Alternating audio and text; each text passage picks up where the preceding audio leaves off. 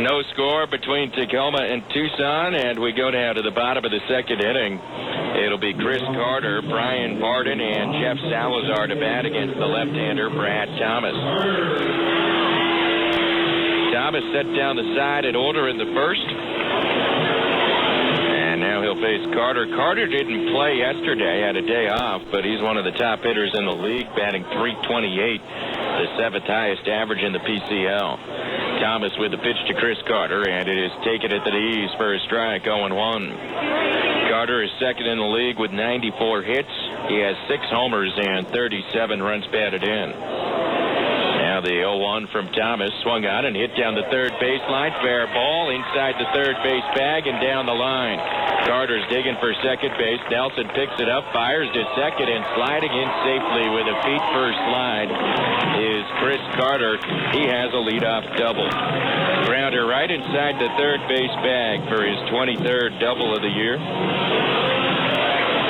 And Carter is at second base with nobody out, and now Brian Barden will be the hitter. Barden has been a hot hitter. And Barden had 2 hits yesterday. In the last 7 games, he has 15 hits and 27 at-bats. And he's raised his average nearly 50 points from 233 up to 282. Thomas with a pitch to Barden, and it is poured in there for a strike, 0-1. Barden credited his improvement at the plate to some work he did with his father to help him with his stance.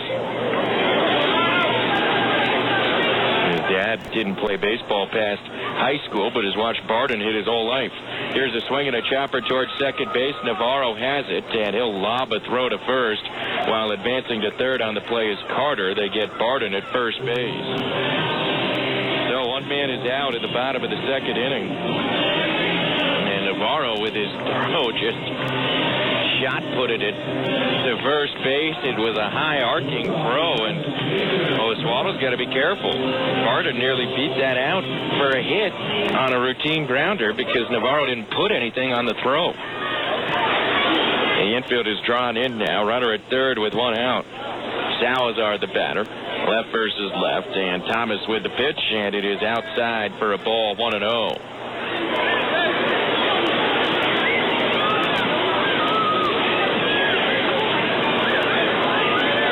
1-0 the count to Jason Smith, who's technically a major leaguer on rehab right now.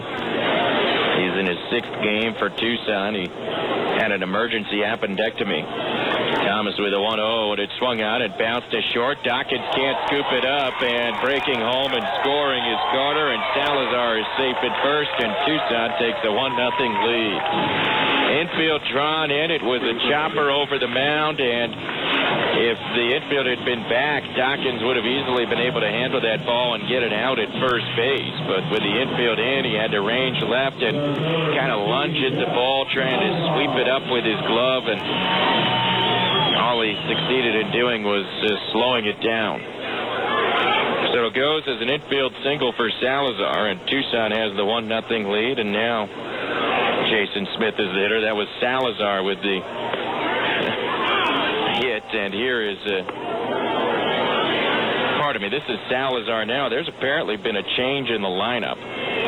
That was Smith with the base hit, and now Salazar is the hitter. And these guys batting in a different order than was initially announced. Salazar stands in, and Thomas's pitch is taken low for a ball, 1-1. So Smith is in the 6th slot.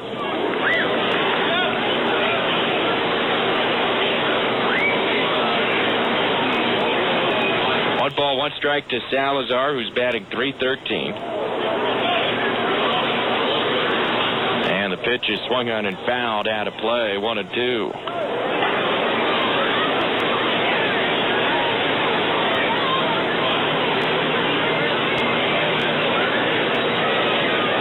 On deck is Matt Morgan, the Tucson catcher. 1 ball, 2 strikes to Salazar. Right here's open for a double play grounder in the infield. pitch from Thomas, swung out and bounced foul on the first base side. Still 1 ball, 2 strikes to Salazar. Brad Thomas, 29-year-old lefty, is Australian and played the last 2 years in Japan in the Japanese major leagues. This year came stateside and signed with the Mariners. He's been in the major leagues with the Twins earlier in his career. Here's the 1-2 to Salazar. It's low and away for a ball, 2-2. Thomas had an interesting perspective on playing in Japan because he's from Australia. Japan is much closer to home for him than playing in the United States. And he really enjoyed playing there the last 2 years. Here's his 2-2 to Salazar. Swung out and bounced foul in the home plate area. Still 2 balls, 2 strikes. Thomas gets a new baseball from the plate umpire.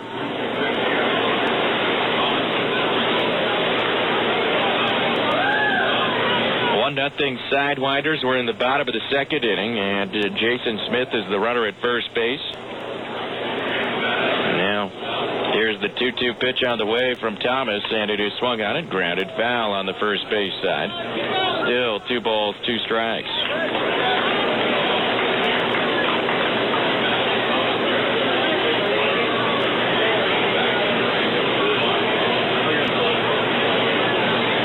So 2-2 the count.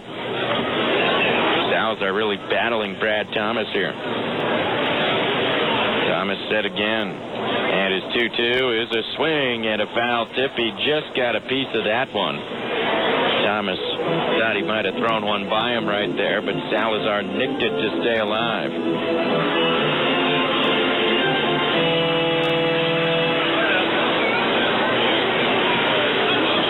So another new baseball for Brad Thomas. Holding the runner on at first base. And now Thomas with the pitch, and it misses low, ball 3, and the count goes full. 3 balls, 2 strikes with 1 out. And now Tucson manager Bill Plummer might send the runner Smith from first base. There's only 1 out, so it's not a guarantee. Thomas comes set. The runner does go. The pitch is lined up the middle and caught by Navarro. Throws from his knees to first. Laher picks the throw out of the dirt, and they double off Smith, ending the inning.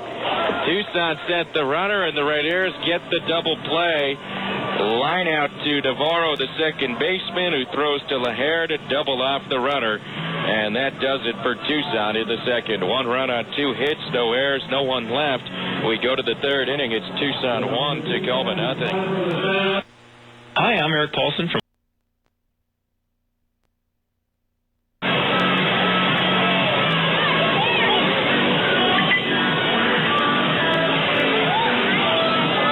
Nothing is the score. Tucson with the lead over the Tacoma Raiders, and the Raiders with number 9 man Oswaldo Navarro to lead things off. Navarro hitting .220 with 3 homers and 22 runs batted in. I made a nice play to end the second inning. The liner was hit to his right at second base, and he lunged to his right to field it and landed on the ground. Series of pitch up and away to Navarro, ball 1. And the catch itself was not that spectacular, a catch you see many players make, but what he did do that was nice was he realized he had to make a quick throw to first to double off the runner as he takes a strike now, 1-1. So he was more or less on all fours, facing the wrong way, needing to throw the ball to first base, and he was able to twist his body and make a strong throw to first and double the runner Smith off of the bag. Navarro fouling away the next pitch. 1 ball, 2 strikes to the Tacoma second baseman. He's facing left-hander Evan McLean leading off the third. Now McLean into the windup, and the 1-2 pitch is inside, and Navarro held up his swing in time, according to first base umpire John Coons on the appeal. So it is 2-2.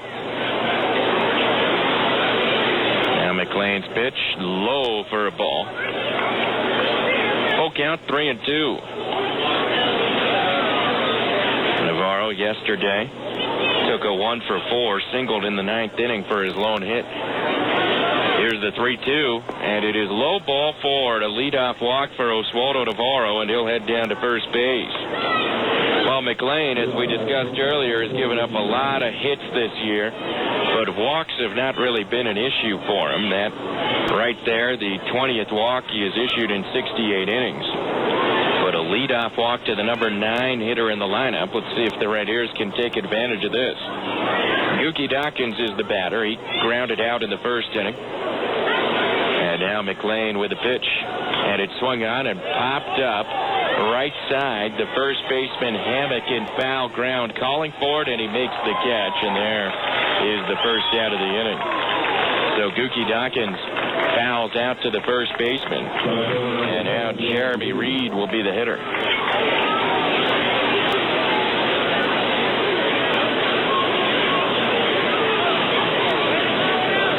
Reed, left-handed batter, grounded out in the first. 0 for 1.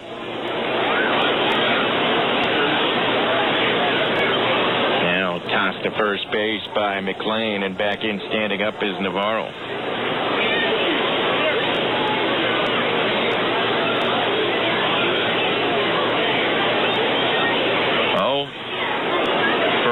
For Reed so far today. Now McLean with another long look towards first. Now he comes to the plate, and his pitch is low for a ball, 1-0.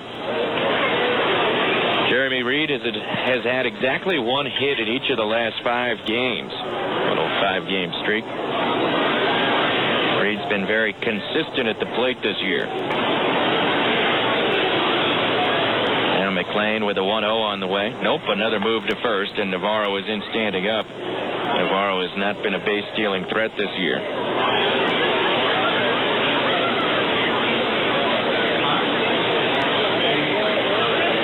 So 1-0 the count to Jeremy Reed.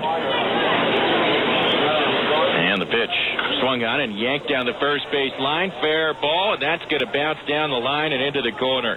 Romero picking it up. Navarro goes to third, and Reed will take second on a double. Hammered it right inside the first base bag, and the Red-Ears have something brewing here in the top of the third inning. Runners at second and third with 1 out, and the number 3 man Vladimir Ballantine coming to the plate.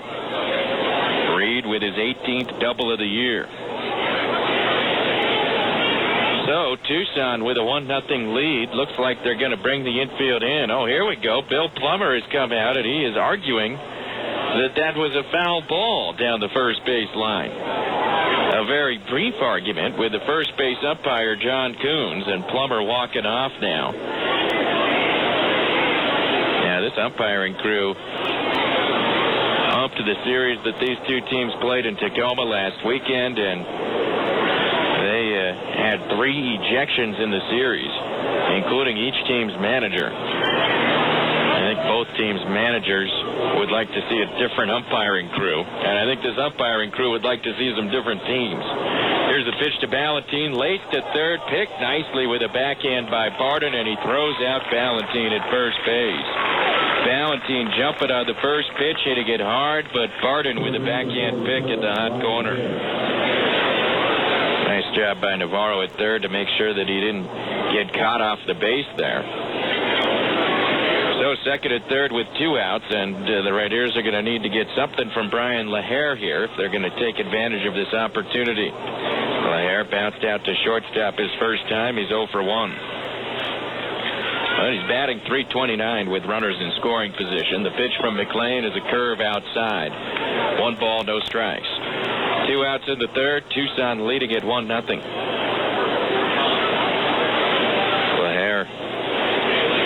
Staring out towards McLean. And now the 1-0 pitch is on the way. And it swung on and hit sharply up the middle and into center field. A base hit, and Navarro scores.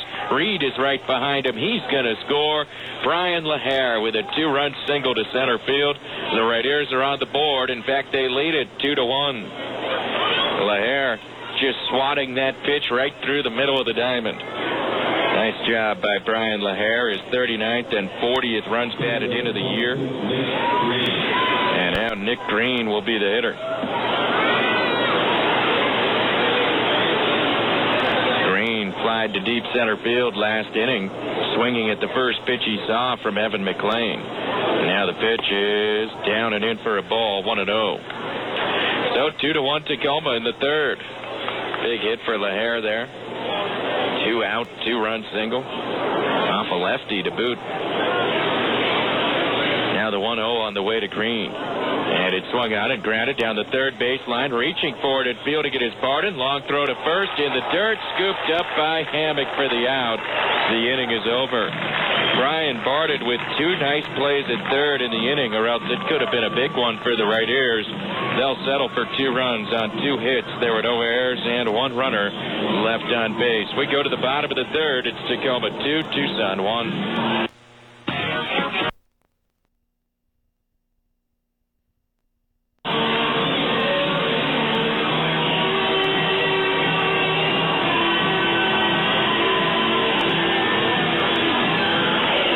It's 2-1. The right ears with the lead over the Tucson Sidewinders, and we go down to the bottom of the third inning. Brad Thomas on the hill, and he will face Matt Morgan, Donnie Sadler, and Alberto Callaspo.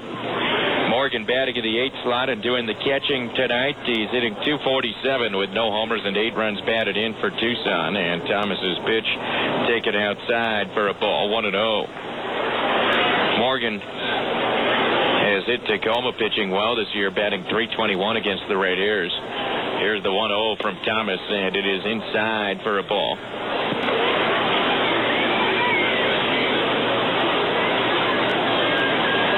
So 2-0 the count. Next delivery on the way. Inside and low, ball 3. So 3 balls, no strikes to Matt Morgan. Thomas, of course, doesn't want to walk the leadoff man, but he's in danger of doing that very thing. The 3-0 pitch on the way to Morgan, poured in there for a strike. Morgan was taking all the way. It's 3-1. Thomas. Now with the windup and the 3-1 pitch on the way. Swung on and grounded to the backhand side of the shortstop Dawkins. He picks it, plants, and throws to first in time for the out. And 1 man is gone in the third. So Thomas retires Matt Morgan, 1 away, and now Donnie Sadler will be the hitter. Right here's baseball being brought to you in part by Master Park. The next time you're flying out of town for a few days and you need to park your car at the airport, park it at Master Park. They have 4 locations all around the airport on International Boulevard.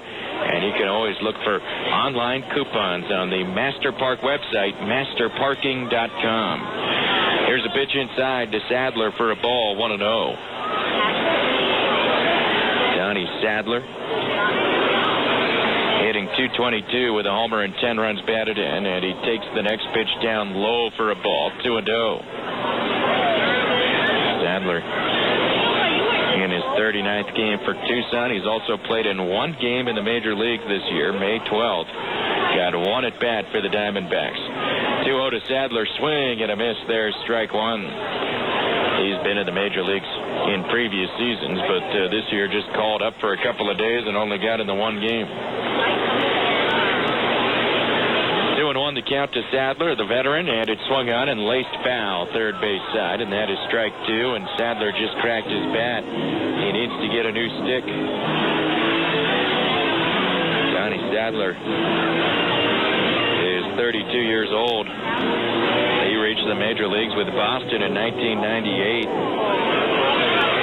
and has had utility work in the big leagues with the Red Sox, the Reds, the Royals, the Rangers, and now the Diamondbacks.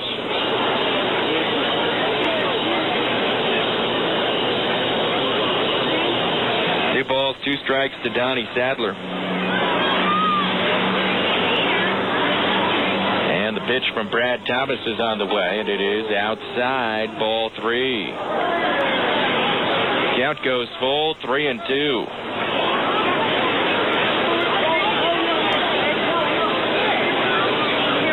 Thomas into the windup and the payoff pitch. Up and away, ball 4. He walked him. So Sadler draws a 1-out walk, and he heads down to first base.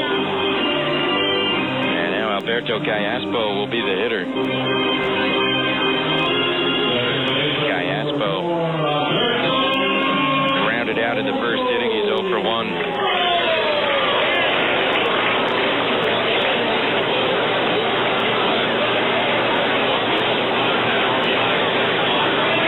Pitch from Thomas is hit foul down the right field line.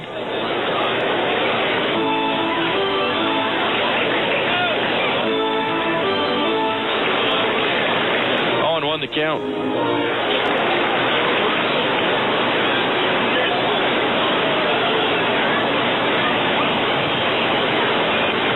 Next delivery. Low and inside for a ball.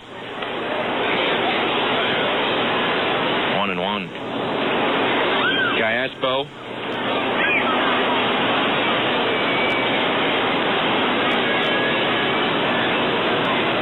Switch hitter, bats right. Big year for Tucson last year. Watches a fastball on the inside corner for a strike. 1-2 the count.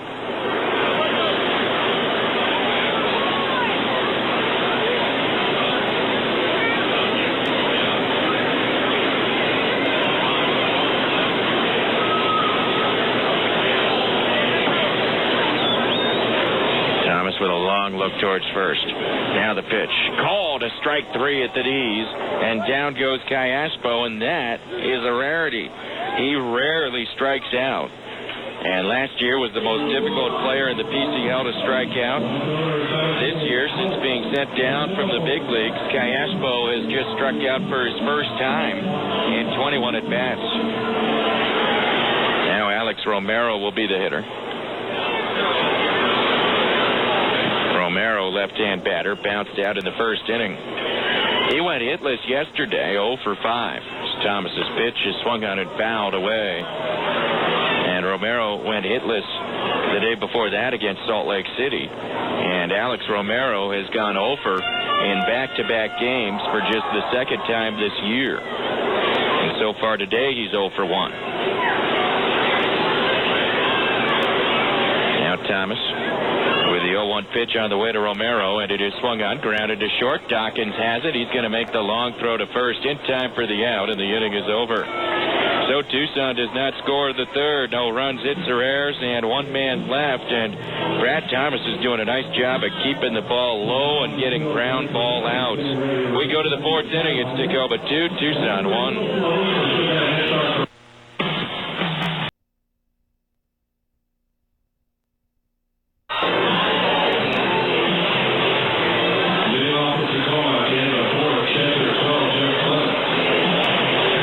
Go to the fourth inning. It is 2-1. The Red Ears with the lead over the Tucson Sidewinders. Jeff Clement, John Nelson, and Rob Johnson to bat this inning against left-hander Evan McLean. And the pitch to Clement is taken low for a ball, 1-0.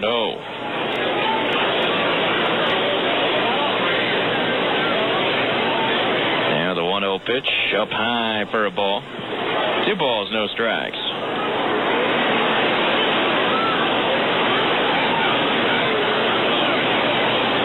2-0 offering. Swung on and pulled down the first base line, and this is a fair ball that shoots right past Robbie Hammock and goes all the way to the right field fence down by the corner, and it's picked up by Romero. Clement winds up at second base. He'll stop there with a leadoff double. Jeff Clement with a hard grounder inside the first base bag, and that's a 2-base hit. His 21st double of the year. And Jeff Clement saw his 6-game hitting streak end yesterday. Today, he gets a hit in his second at-bat. So Clement is in scoring position, and now John Nelson is the batter.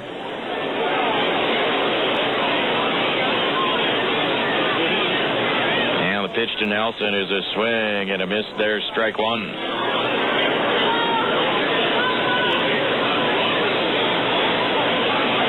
So 0-1 the count to Nelson, who strokes that single to center in the second inning on the first pitch he saw from McLean. Clement with his lead at second. McLean's pitch is swung on and pulled to left center field, and that's going to be a base hit and more. It's going to go through to the fence. Clement will score from second base. John Nelson pulls up lame at second base with a double and an RBI, but he was limping the whole way from first to second. John Nelson with the RBI double. The Raiders lead at 3-1, but now Tom Newberg out to look at Nelson. He pulled a muscle in his left leg while running that out, and he is trying to walk it off out behind the second base bag, but that didn't look good at all. And Clement scoring on the Nelson double, but Nelson is going to leave this game now. So Nelson drives in the run, but he just pulled, I believe, a hamstring, and he's able to walk off the field, but he is coming out of this game. So who are they going to go with? Is it going to be Jones? No, it's going to be Sebastian Boucher making his AAA debut, and Boucher will go in as the pinch runner. Sebastian Boucher just called up from AA West Tennessee today, and I was wondering how he was going to get any playing time with the Raiders outfield the way it is. Well, we just found out. Nelson is walking without any help off the field, but he is limping, and he is going into the locker room with trainer Tom Newberg. Here's Rob Johnson.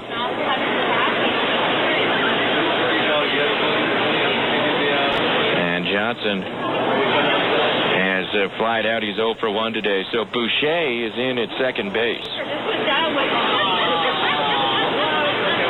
And we'll get his numbers from AA West Tennessee. Was surprised to see him here today and on the lineup card. Now the pitch to Rob Johnson, taken low for a ball, 1-0.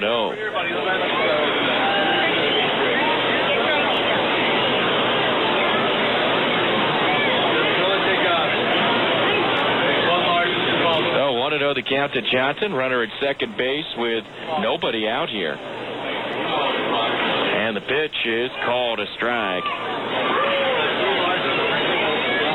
1-1. Boucher is a good runner, has 13 steals this year at West Tennessee, but he was hitting just .219 there. Has his lead at second base, and the pitch is swung on, grounded foul, first base side. 1-2.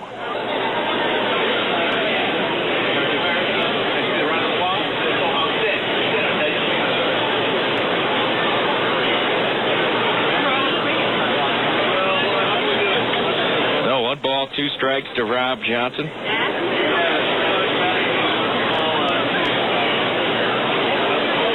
Now the pitch, low for a ball. 2 balls, 2 strikes.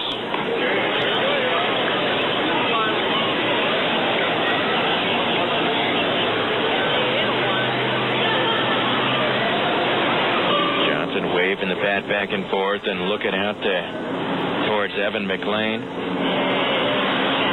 And the pitch is low for a ball. 3 balls, 2 strikes. So full count to Rob Johnson.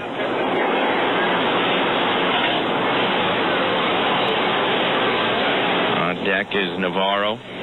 Raiders leading it 3-1 here in the 4th inning. Now the 3-2 pitch to Johnson, swung on and hammered into left field, and that's a base hit. Boucher comes to third, and he will stop there. And it's a base hit for Johnson. Now the throw towards home plate goes through both the catcher and the pitcher, who was not in position to back up. And Johnson winds up taking second base on the throwing error by the left fielder Sadler. Boucher had to hold at third. He had no chance to scamper home, but Johnson alertly taking second base. So he gets a single and takes second on the throwing error by the left fielder. Runners at second and third. Nobody out for Oswaldo Navarro.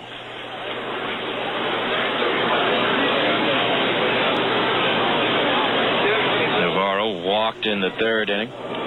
only plate appearance so far. Now it's a scoring opportunity for Navarro, or an RBI opportunity. He swings and laces the first pitch foul down the first baseline, and that's strike one.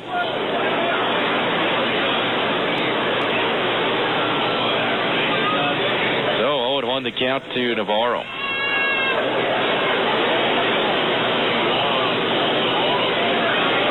Now the 0-1. Check swing foul towards the Tacoma dugout. Strike two. 0-2 the count.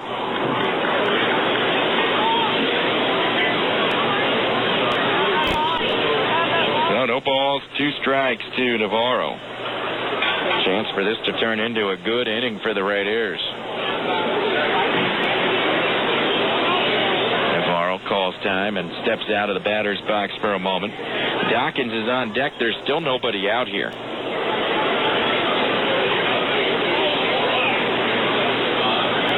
The 0-2 pitch on the way to Navarro from Evan McLean, and it is swung on, grounded to the right side, and threw into right field. A base hit. Scoring is Boucher.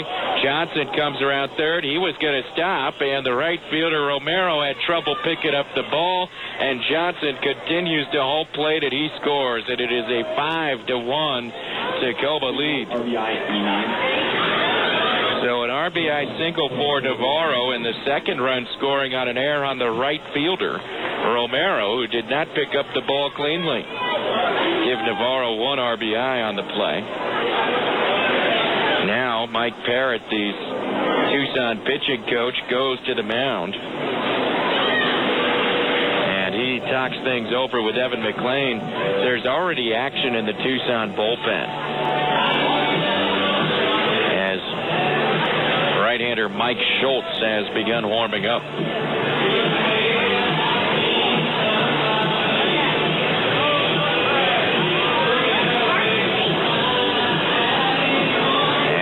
Conference on the mound goes pretty quickly. And now Gookie Dawkins getting ready to hit.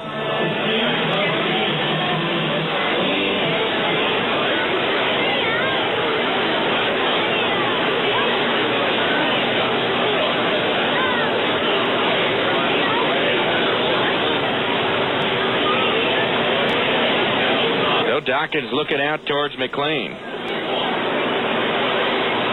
The pitch from McLean is taken inside for a ball, 1-0.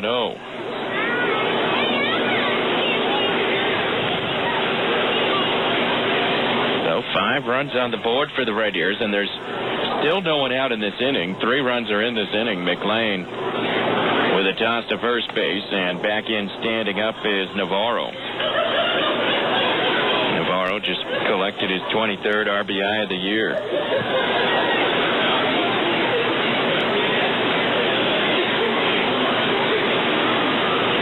Pitch from McLean. Swung on and lined towards center field. On comes Salazar, reaching down, makes the catch while tumbling to the turf, and Navarro will get back to first base. Nice play in center field by Salazar to glove that sinking line drive. 1 out in the 4th inning, and now Jeremy Reed will be the batter. So the first out of the inning comes on a ball that was scorched into center field. Reed will hit. Reed waving the bat back and forth. He's 1 for 2 with a double and a run scored. The pitch from McLean is taken high for a ball, 1-0.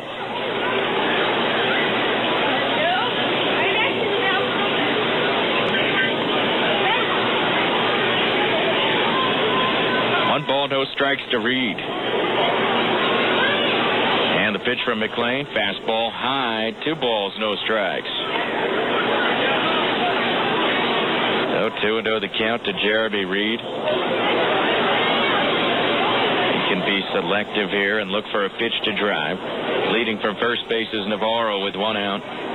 The 2-0 pitch swung on and popped in the air to left field. Back a couple steps, moving towards the alley is Sadler, and he'll make the catch. And 2 men are out, and Navarro retreats to first base. So Jeremy Reed flies out to left field. And now Vladimir Ballantine will be the hitter.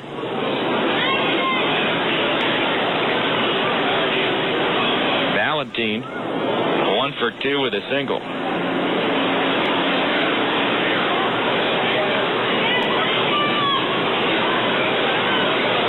Valentine looking out towards McLean. McLean with a pitch, and it is a breaking ball in for a strike. 0-1.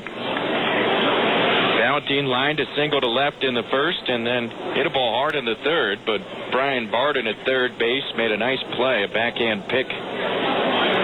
McLean with a toss to first base, and back in standing up is Navarro.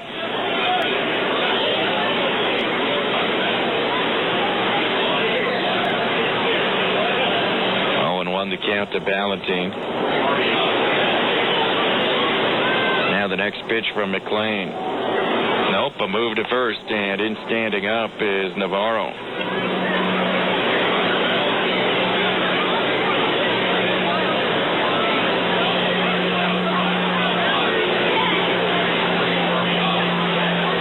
The count to Bally. And now McLean with a pitch, and it is swung on and grounded down the third base line, and this is called a foul ball, and that was very close to being a fair ball down the line. Instead, it is simply strike 2 to Vladimir Valentine. Oh, he's in a hole, no balls, 2 strikes.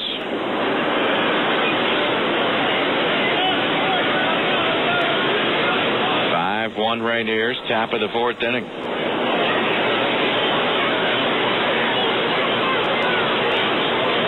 Now here's the left-hander McLean with the 0-2 pitch on the way to Valentine, and it swung on and hit high in the air to shallow right center.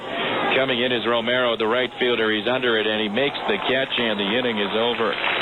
That does it for Tacoma, but 3 runs crossed the plate in the top of the 4th inning. On 4 hits, there were 2 errors and 1 runner left on base. We go to the bottom of the 4th. It's Tacoma 5, Tucson 1. T.com.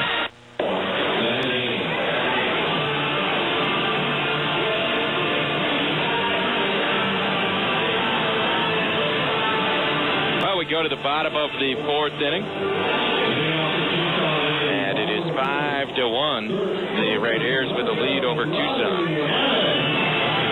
Brad Thomas on the mound, and he'll face Robbie Hammock, Chris Carter, and Brian Barden, the heart of the Tucson lineup. Thomas allowed 2 hits and 1 run to score in the 2nd inning. That's when Tucson got their lone run so far. Pitch on the way to Barden is taken low for a ball, 1-0. We'll take a look around the Mariner farm system while Tucson bats here in the bottom of the 4th inning. Thomas with a 1-0 to Hammock, and it is swung on, hit in the air to right center field, and here is Reed making the catch, the right fielder, and 1 man is gone. So Hammock flies out to Jeremy Reed playing right field today, and now Chris Carter will be the hitter. Sebastian Boucher, who pinch ran for the injured John Nelson in the top of this inning, stays in the game in left field. Nelson appeared to pull a hamstring while hitting an RBI double in the 4th. But he was not limping that badly walking off the field. Pitch to Chris Carter, taken low for a ball, 1-0. All right, around the Mariner farm system, AA West Tennessee was a winner yesterday in 10 innings, beating Mississippi 6-5. Now McLean with a 1-0 to Carter, and it swung on and fouled away, 1-1. West Tennessee blew a 2-run lead in the 9th, but then scored the winning run in the 10th. Outfielder Brent Johnson went 4 for 5. Drove in a couple of runs. Now the 1-1 from Brad Thomas to Chris Carter is on the way, and it is called a strike, 1-2. So 1 ball, 2 strikes.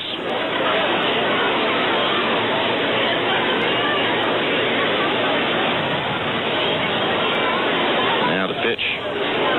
Swing and a foul tip into the catcher's glove. That is strike 3, and down goes Carter, and 2 men are out in the bottom of the 4th inning. Brian Barden will now bat.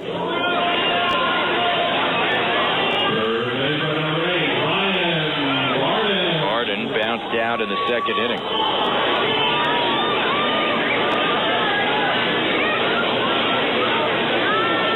Now Thomas with the windup and the pitch poured in there for a strike. The Mariners Class A High Desert Club had an interesting night last night.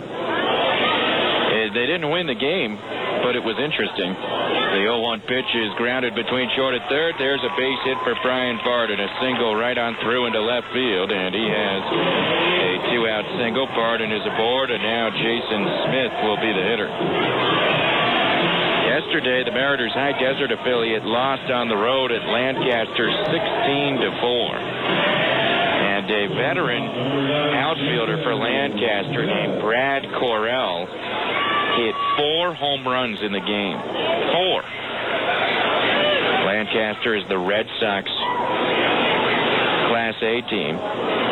Correll is not a prospect. He's 26 years old, which is too old to be playing in A-ball. As here's a pitch outside to Smith. In fact, the Red Sox just assigned him to Lancaster about 10 days ago.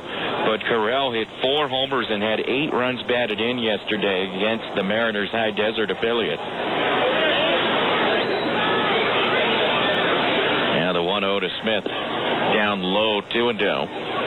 The California League record for home runs was 3 until this year. Twice a Lancaster batter has hit 4 home runs in a game this year. Correll did it yesterday against High Desert, and earlier this year a different player, Aaron Bates, hit 4 homers in a game. 2-0 to Smith, grounded to the right side, and Navarro has it go off his glove and into right field. Rounding second and going to third is Barden. Jason Smith is aboard at first base. An error is charged to Navarro, and runners are at the corners with 2 outs. So Navarro is charged with the error. And that ends a string of 6 straight games for Navarro without a miscue. And now Thomas is in a jam. Runners are at the corners with 2 outs. And Jeff Salazar will be the hitter. Salazar, left-hand hitter.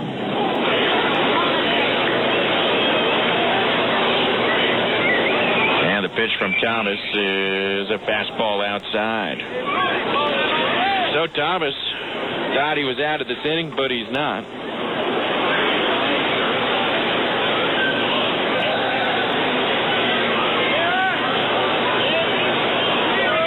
Now the 1-0. Swing and a miss at a fastball running in on Salazar. 1 ball, 1 strike.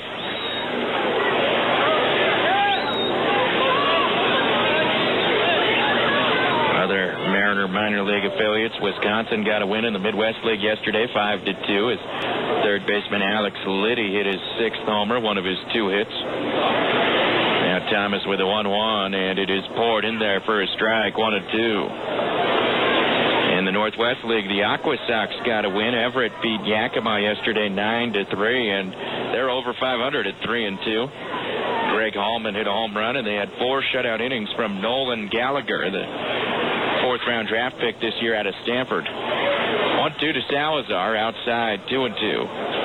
For Gallagher, it was his pro debut yesterday, and he allowed only 1 hit in 4 innings. 2-2 the count to Salazar. Barden at third, Smith at first with 2 outs in the 4th. Right here is leading at 5-1. Brad Thomas with the pitch, and it is outside and in the dirt and blocked well by Clement. Count goes full, 3-2.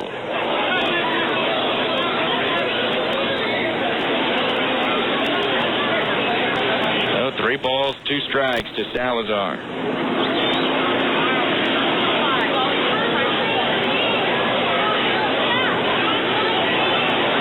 Thomas with the payoff pitch, and it is high, ball 4, and they're loaded up.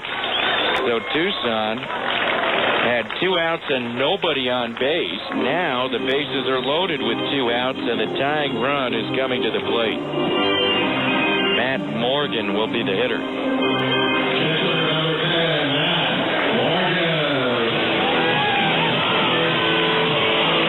Morgan grounded out in the 3rd inning. 0 for 1.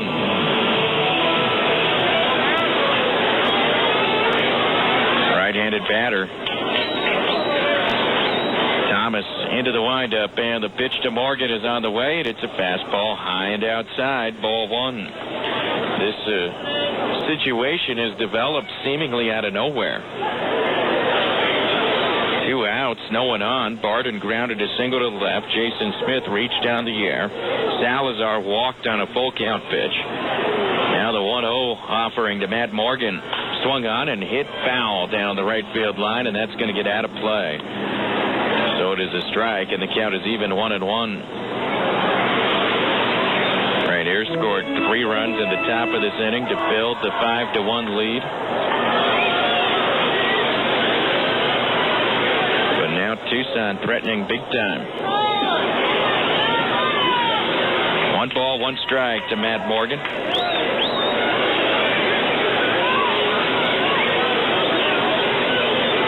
Thomas ready. And the 1-1 pitch.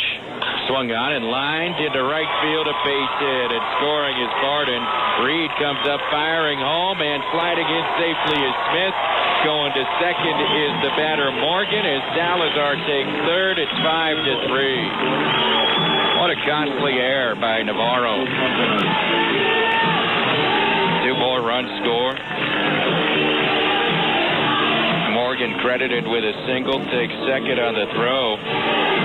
Talked about it many times this year when the Red Ears have played in these true hitters' ballparks on the road.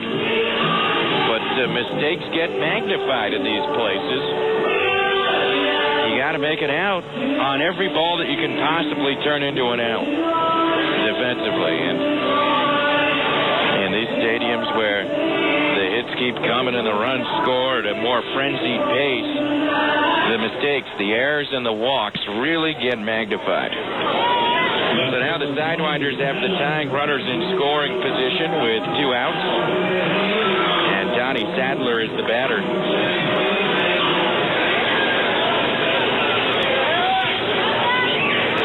Sadler walked in the 3rd inning.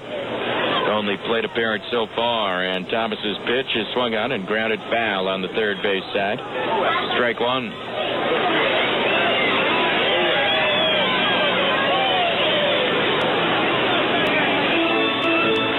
So 0-1 the count to Sadler.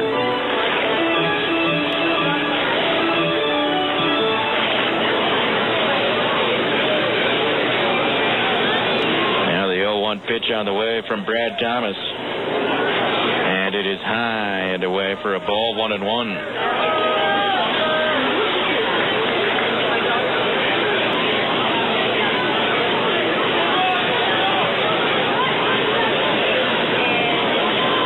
One ball, 1 strike. And the pitch from Thomas. Swing and a miss at a fastball. There's strike 2. So 1-2 the count to Donnie Sadler. Thomas trying to get out of this inning with the lead still intact. Sadler steps out of the batter's box for a moment. Now he's back in there again. And Thomas is ready. Here we go. The 1-2 pitch is on the way, and it's swung on and popped up foul behind home plate. Over his Clevitt in front of the dugout. Can't get it. It's back into the dugout. So it is still 1-2 to Sadler. One other Mariner minor league note, down in the Arizona Rookie League yesterday, pitcher Johnny DeRocher made his professional debut out of Bethel High School. DeRocher then went to the UW eventually after going to Oregon first as a quarterback. And the Mariners drafted him as a pitcher. He allowed 1 run in 2 2/3 yesterday in his pro debut. The run was unearned. He gave up only 1 hit but walked 3. Here's the 1-2 pitch to Sadler, and it is up high and outside. 2 balls, 2 strikes. DeRocher is thought of as a project by the Mariners, but he's got a good arm, as you might expect, being an ex-quarterback, and apparently he can hit the low 90s with his fastball, but he just hasn't pitched very much. So the Mariners coaches will work with him down in Arizona. Here's the 2-2 to Sadler. Swung on and ripped foul down the left field line. Out in front of that pitch from Thomas. And Sadler will wait while Jeff Clement goes to the mound to talk to Thomas.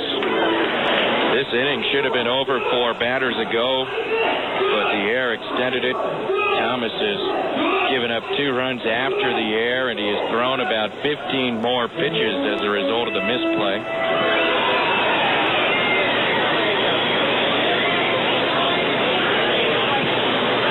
Two balls, 2 strikes to Donnie Sadler. Thomas ready, and his pitch is on the way, and it is a called strike 3 on the inside corner, and Sadler is struck out, and the inning is over. So Thomas gets the final out, but 2 unearned runs score in the 4th inning. On 2 hits, there was a huge error, and 2 runners left on. We go to the 5th inning. It's Tacoma 5, Tucson 3.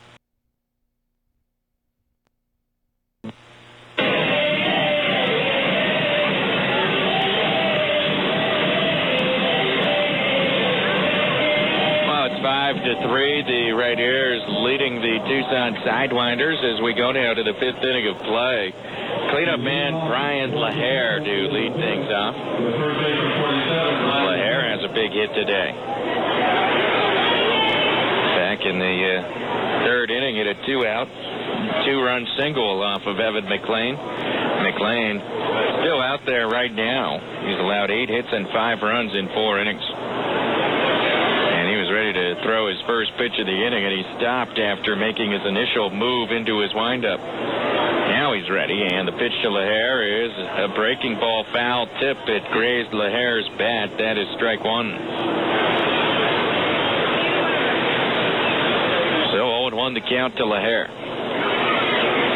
McLean throws again, and this pitch is a swing and a miss there, strike 2.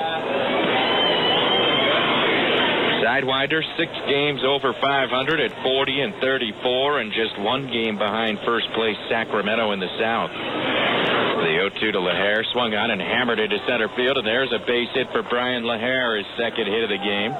He's 2 for 3. That was a solid single. And now Nick Green will be the batter. Hit number 9 for the Red Ears. Green is the batter. He's flied to deep center and grounded out to 3rd. He was robbed by Brian Barden, who's had a couple of sparkling plays at 3rd base tonight. McLean with the pitch, and it's a bunt attempt, 3rd base side. McLean off the mound, fields it. He'll throw to 1st to get Green. Taking 2nd on the play is LaHare. So a sacrifice bunt moves the runner up. Although I'm pretty sure Green was bunting on his own and bunting for a hit.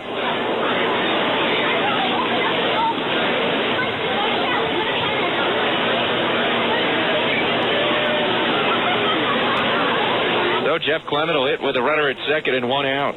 Clement is 1 for 2 with a double today. And here's the pitch from McLean, and it is called a strike at the knees, 0-1. On deck is Sebastian Boucher, who would be hitting for the first time ever in a AAA game. 0-1 the count to Clement.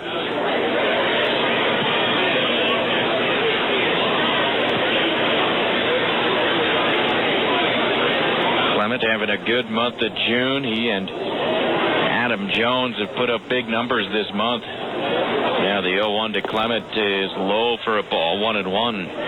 But it's in contrast to the Red Ears as a team. June has been a tough month for the Red Ears. Winning just 6 games this month and losing 15. And the Red Ears have not won back-to-back games this month.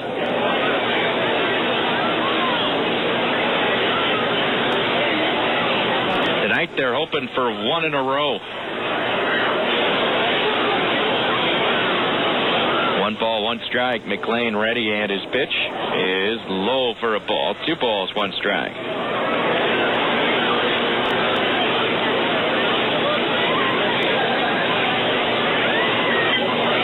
Two balls and 1 strike to Jeff Clement.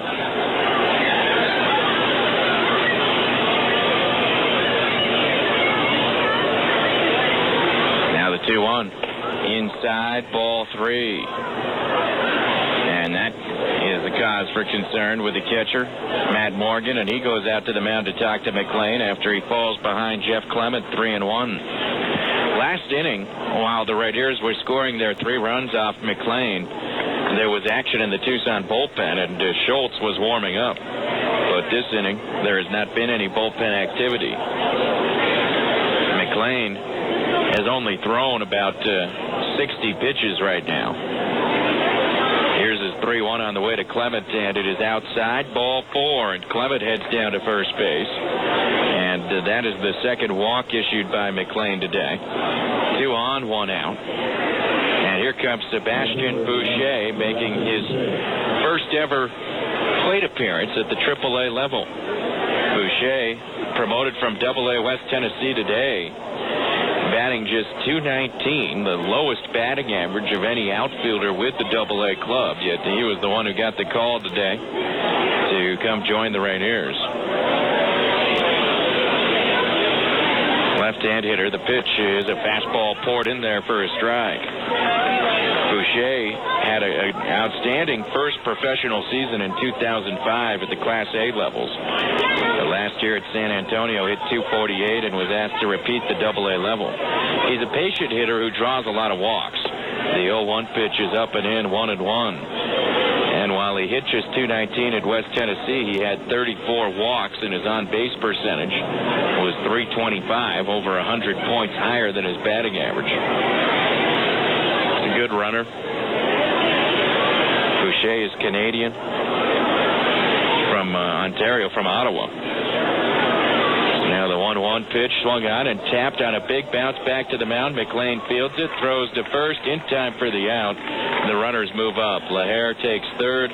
Clement advances to second. 1-3 on the ground out off the bat of Sebastian Boucher. So runners are at second and third with 2 outs for Rob Johnson.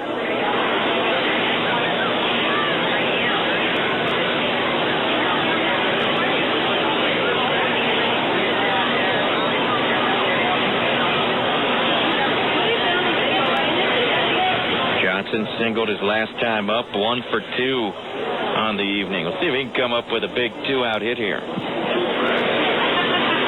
The pitch inside for a ball, 1-0.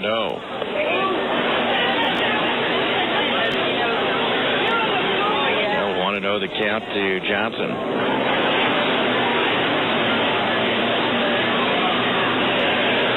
Next pitch outside for a ball. 2 balls, no strikes. Johnson out ahead.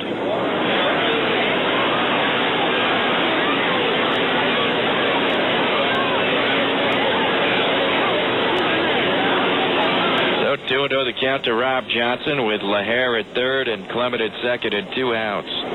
McLean ready. The 2-0 pitch is on the way, and it is low, ball 3.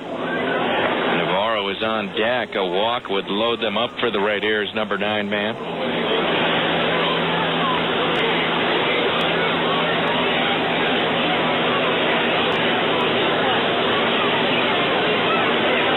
Pitch on the way from Evan McLean. Poured in there for a strike.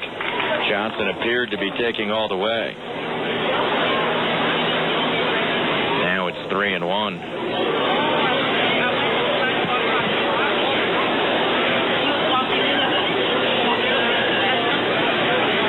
So 3 balls, 1 strike. Johnson looking out towards McLean.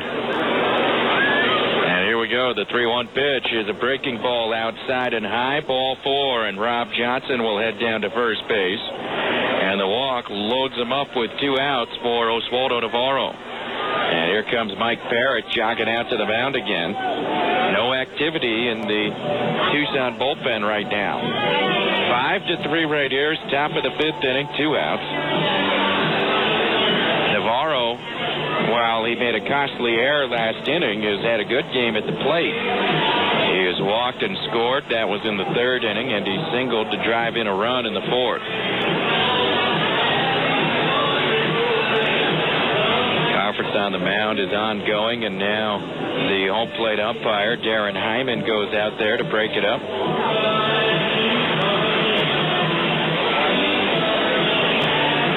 And now we're about ready to resume play.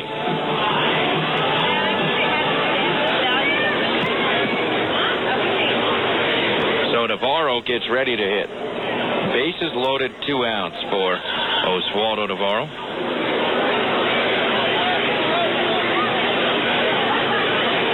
He looks out towards the left-hander, Evan McLean. And the pitch swung on and lined into center field, and there's a base hit for Navarro. LaHare scores. Here comes Clement. He's going to score. Going to third is Boucher. He's in there with a head-first dive. A 2-run single for Oswaldo Navarro. And redemption for the Red Ears second baseman. And the Red Ears are up by 4 runs once again.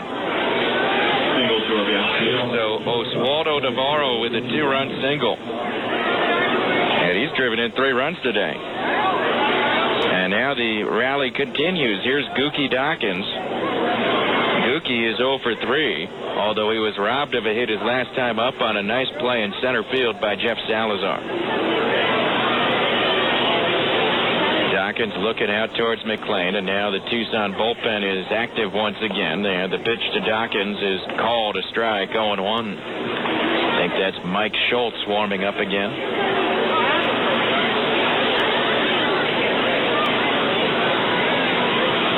0-1 the count to Dawkins. McLean throws again, and this pitch is high and inside for a ball. 1 ball, 1 strike to Gookie.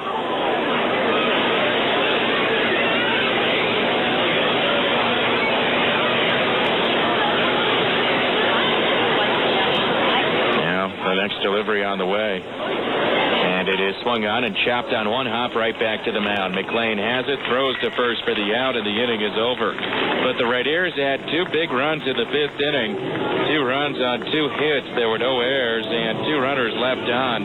We're halfway through it, middle of the 5th, with the score Tacoma 7, Tucson 3.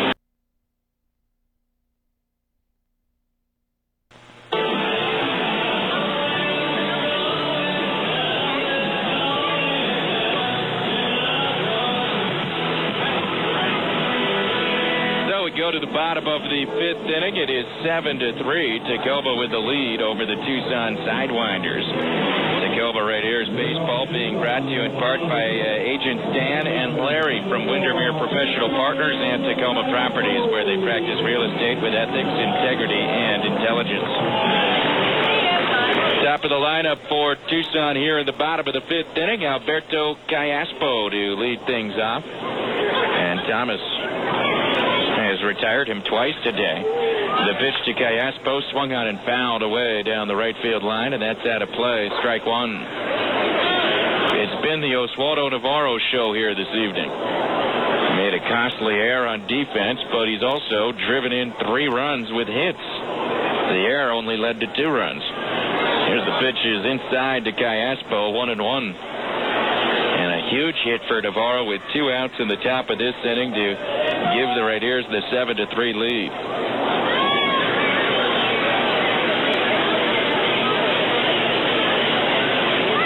One ball, 1 strike to Alberto Callaspo.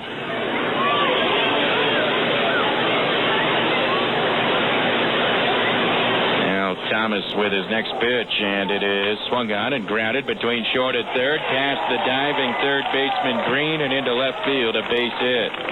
Callaspo has the 5th Tucson hit of the night, a seeing eye single through the left side of the infield. Green and Dawkins going after him, and neither of them able to make the play. So Alex Romero will be next.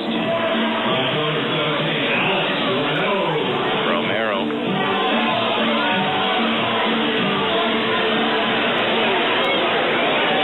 Left-handed hitter. 0 for 2 in this one.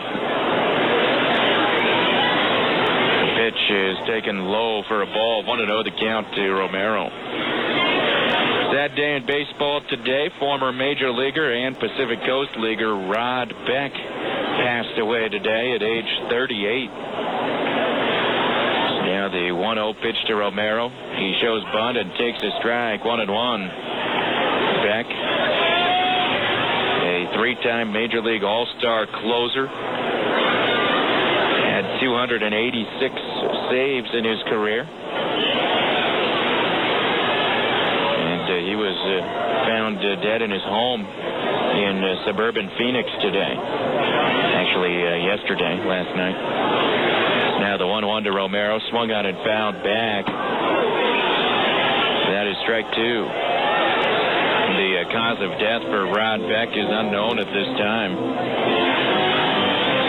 But Beck was a great one in the big leagues. Really kind of came onto the scene in 1993 when the Giants and the Braves went neck and neck down to the final weekend of the series in the NL West before the days of the wild card. Back when Atlanta was in the NL West. Here's a swing and a liner to center field, and there is Valentine, and he makes the catch, and one man is out in the bottom of the fifth. So Romero flies to center, and now Robbie Hammock will be the batter. Beck would lean in and look for the signs, and he'd swing that right arm back and forth. Had a ton of saves down the stretch in 1993, and then went on to be an all-star. Was in the Pacific Coast League more recently. Now the pitch to Robbie Hammock is on the way, and it's poured in there for a strike, 0-1. Beck pitched for the Iowa Cubs in 2003 when he became one of the great stories in baseball that year. And we talked about it at the time. Now the 0-1 to Hammock is low for a ball, 1-1. Beck was trying to get back to the big leagues after injury problems that affected him, and he was successful in that. He did get back up to the major leagues. But while he was working his way back up, he was with Iowa for a couple of months early in the 2003 season. Now the 1-1 to Hammock is swung on and fouled back, and that's out of play. 1-2.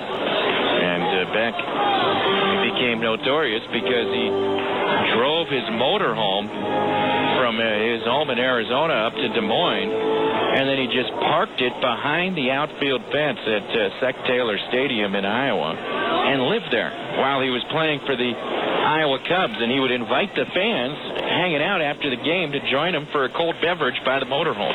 Here's a pitch up high to Hammock, 2-2.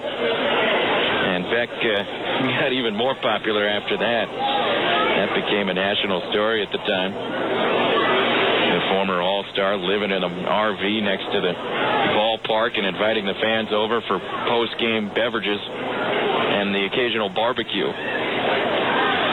2-2 pitch to Hammock. Swung on and lined into right field, and there's a base hit for Robbie Hammock. Moving up to second and stopping there is Cayaspo. Hammock has his first hit of the game, a single to right, and there are two on with one out in the bottom of the fifth. Chris Carter will be next. Right here's lead at 7-3, bottom of the fifth inning here in Tucson.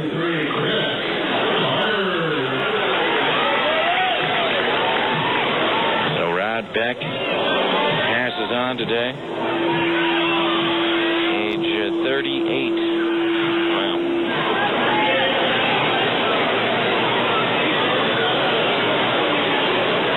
Carter waving the bat back and forth. And the pitch on the way from Brad Thomas is taken low for a ball, 1-0.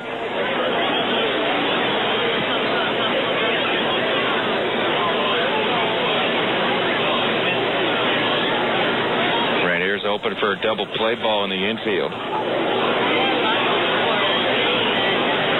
Now Thomas with a 1-0 pitch, and it is called a strike at the knees, and that evens things up, 1-1.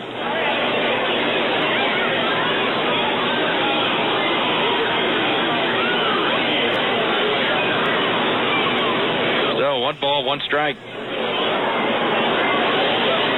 And out Thomas with a pitch, and it is outside for a ball, 2-1.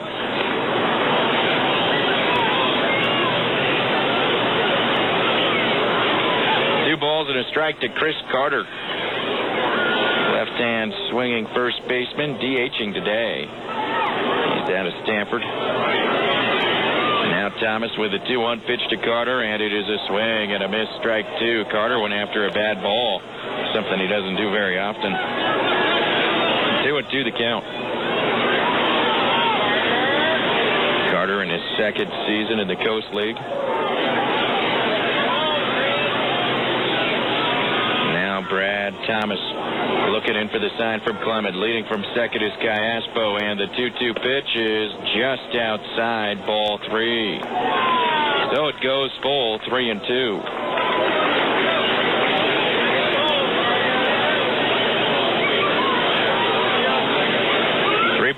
2 strikes. The payoff pitch. Runners don't go. It's low and away. Ball 4. And they're loaded up. Gallaspo to third. Hammock takes second, and Carter is on at first, and now the tying run is at the plate once again, and it's in the form of Brian Barden.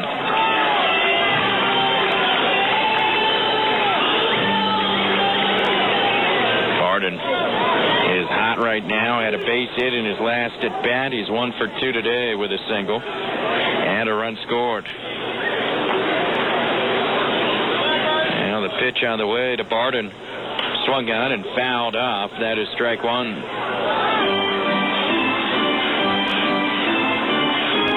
Barden fouling that first pitch away on the first base side. 0-1 the count. Tucson continuing to press the Rainiers. 0-1. Swung on, line towards right field. Reed is not going to get it. It's going to fall in for a hit, skip past him, and roll to the corner. Gallaspo has scored. Hammock has scored. Carter's around third. He's going to score. Barden is at third with a triple and 3 runs batted in.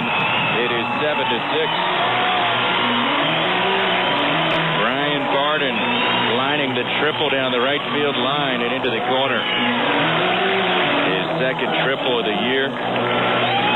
Just like that, Tucson not only has made it a 1-run game, they have the tying runner at third base with only 1 out. Jason Smith is the hitter. Smith has singled and reached out an error. He's 1 for 2. The Rainiers are going to bring the corner infielders in and leave the middle infielders back. And Thomas with a pitch to Smith, and it's up and in for a ball, 1-0. Thomas has not thrown many pitches, just 56. Thomas looked really sharp through the first 3 2/3 innings, but it took him a while to get the last out in the 4th, and here in the 5th, they've hit him pretty hard. Here's a swing and a high fly down the right field line. Reed is over, and Reed will make the catch. Tagging at third base is Barden. Reed throw to the plate, not in time. Barden dives in head first, and we're tied up 7-7. Zach fly for Jason Smith. And 4 runs have scored for Tucson. It is 7-7 in the 5th inning. And now Jeff Salazar will be the hitter.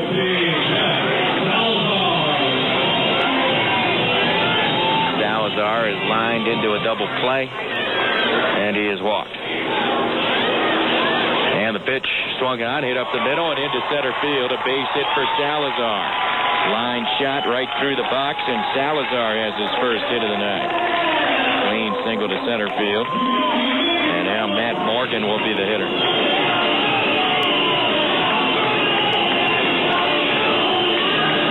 Morgan, the 8th sidewinder to bat here in the 5th inning. He's 1 for 2 with a 2-run single.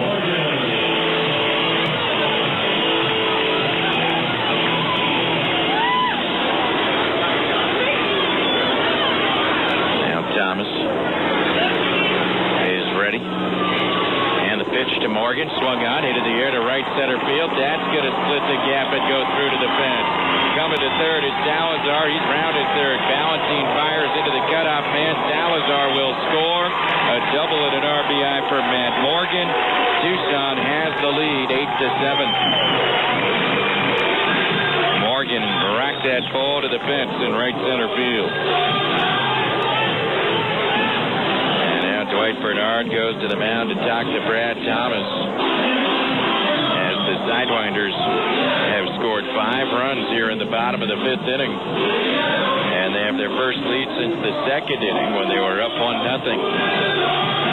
But this is looking like one of those nights where you might need to score 15 runs to win it.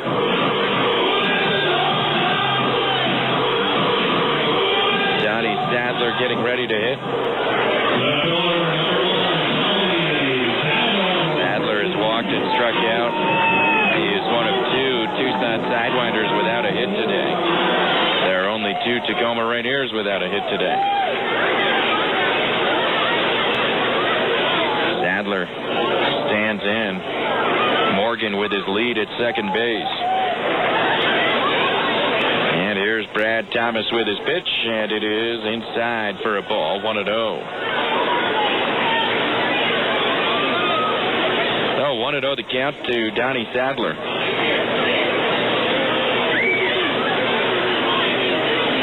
Now Thomas's next pitch, fastball high and outside. 2 balls, no strikes. There's action in the Rainiers bullpen.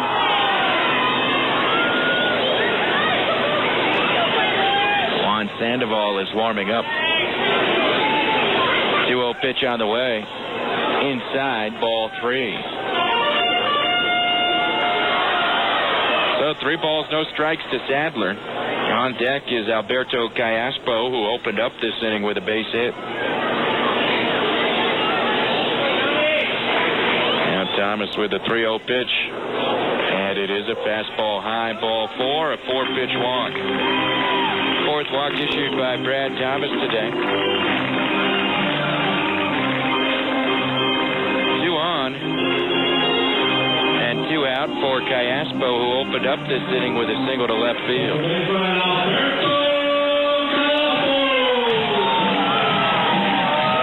And Darren Brown is going to walk out to the mound, and he is going to pull Brad Thomas here in the 5th inning. Wow, how this night changed for Thomas.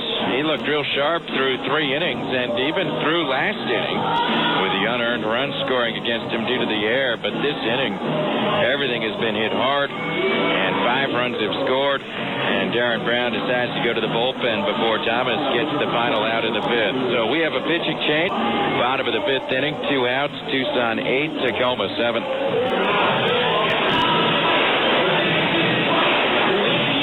The bottom of the 5th inning here in Tucson. The Sidewinders have scored 5 runs. They have taken an 8-7 lead over the Rainiers, and they have runners at first and second with 2 outs. Juan Sandoval in from the bullpen, and he is going to face Alberto Callaspo, who will turn around and bat left-handed. Brad Thomas went 4 2/3, allowed 9 hits and 8 runs, 6 earned. Walked 4, struck out 3. He's responsible for the current base runners.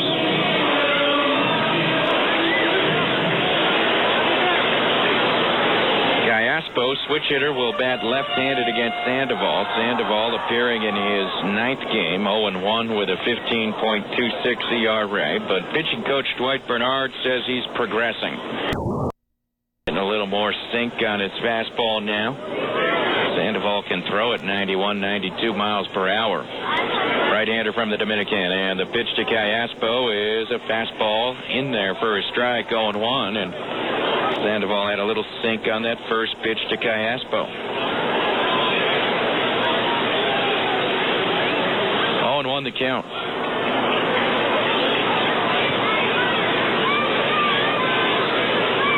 Now the 0-1 pitch on the way to Callaspo from Sandoval. And it is a breaking ball outside, 1-1.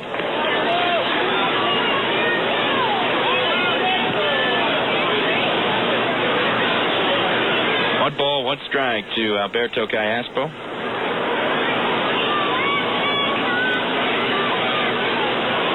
Now Sandoval with a look towards second base, the right-hander. Now with the 1-1 pitch, and it is swung on and lined past to Green at third and into left field, a base hit. They're waving Morgan around third, and the throw comes into the middle of the diamond to no one in particular. Taking third on the play is Sadler, and ending up at second is Callaspo. It is 9-7. Sebastian Boucher didn't know what to do with it. He waited before making his throw, and then he fired in the general direction of third, but it wasn't directly at anybody. Callaspo credited with a single. Give him an RBI. And apparently no error being charged.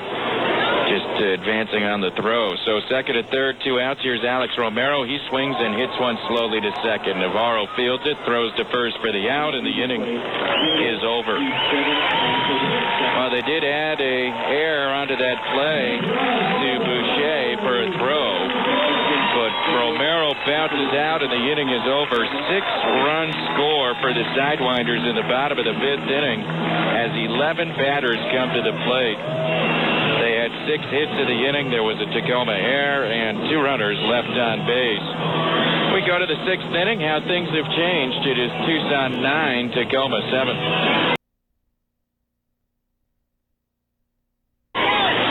Well, we go to the 6th inning here in Tucson. The Sidewinders now leading the Tacoma Red Airs by a score of 9-7. Hey, fans, have you entered the Score a Mortgage Sweepstakes presented by Bank of America?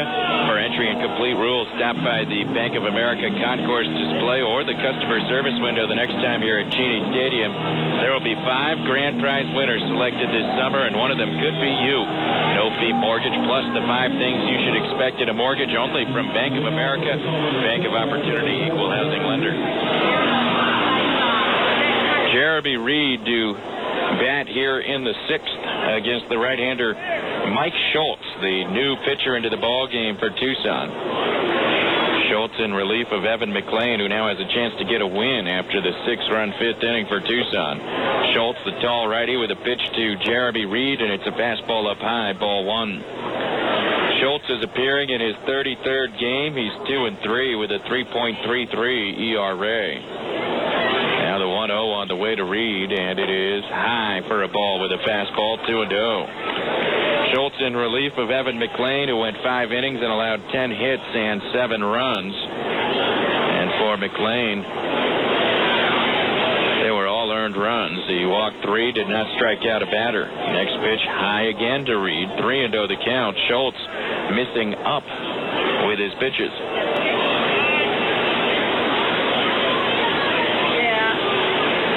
3-0 the count.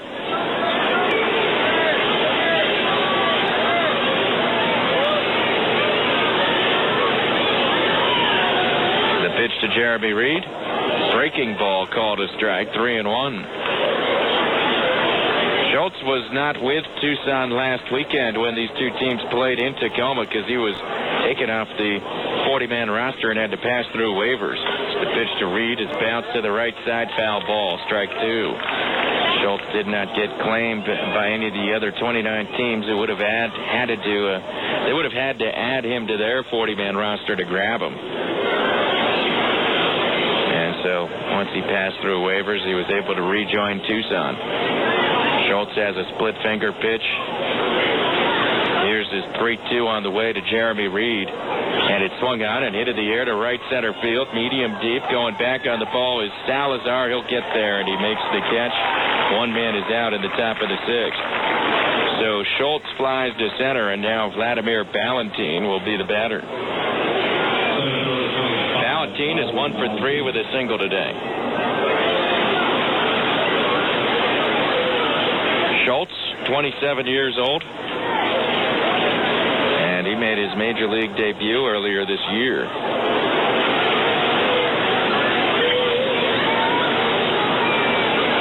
And the pitch to Ballantine is called a strike, 0-1. Schultz last year began the year at AA and finished up with Tucson. In fact, ended up appearing in 49 games for the Sidewinders last year. 0-1 to Ballantine, swing and a miss at a pitch in the dirt, and Ballantine swung at a bad ball there. 0-2 the count to Vladimir Ballantine.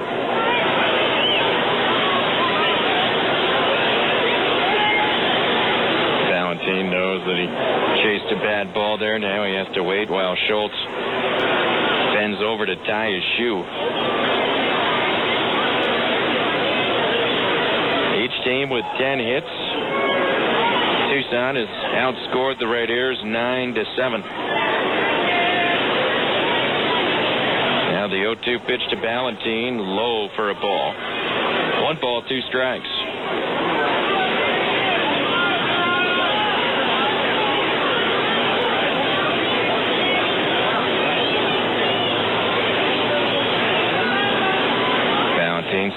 towards this righty.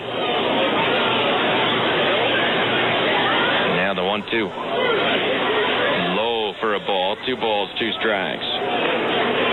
Valentine with 10 RBIs in his last 9 games. 4 homers in his last 9 games. Here's the 2-2 from Schultz. And it's low, ball 3. So it goes to a full count. 3 balls, 2 strikes. Schultz just went to a full count on Jeremy Reed. Now he goes to a full count on Vladimir Valentine. Here's the payoff pitch on the way. And it's swung on and lined towards left, and there's a base hit for Valentine as the ball takes 2 bounces before it's picked up by the left fielder, Donnie Sadler. So Vladimir Valentine with his second hit of the game, a single to left field. And now Brian LaHare will be the hitter. And he represents the tying run. LaHare 2 for 3, 2 singles, 2 runs batted in, and a run scored. LaHare looks out towards Schultz, and here's Schultz with his pitch, and LaHare takes it outside for a ball, 1-0. Both of LaHare's hits tonight have come against the left-hand starter, Evan McLean. Now he faces a righty and Mike Schultz. Valentine being held on at first base by Hammock. And the 1-0 to LaHare, low and outside, 2 balls, no strikes. Schultz clearly struggling with his command here. He just entered the ball game. His first 3 pitches to Jeremy Reed were all high. He's gone to a full count on each of the first 2 hitters, and now he's behind LaHare, 2 balls, no strikes. The righty is ready, and his next pitch is outside, ball 3. So another 3-ball count. LaHare out ahead. 3-0.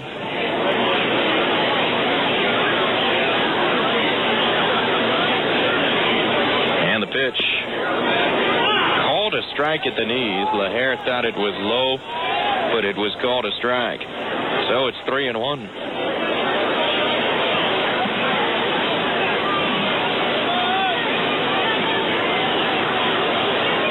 On deck, Nick Green.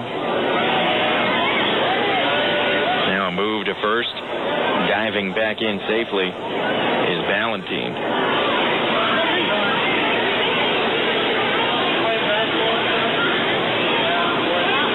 Three balls, 1 strike to Brian LaHare. And now a throw to first, and diving back in is Valentine. Still 3-1.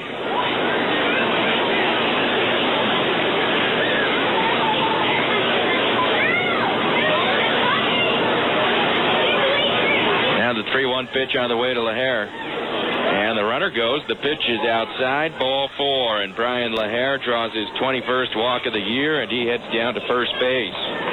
So Valentine takes second. 2 on with 1 out. And now Nick Green will be the hitter. Green's 0 for 2 with a sacrifice bunt. And now the pitching coach, Mike Barrett, goes to the mound. And he's going to have a word with Mike Schultz, who's clearly a bit wild right now. And Tucson is going to begin to warm up left-hander Bill Murphy in the bullpen.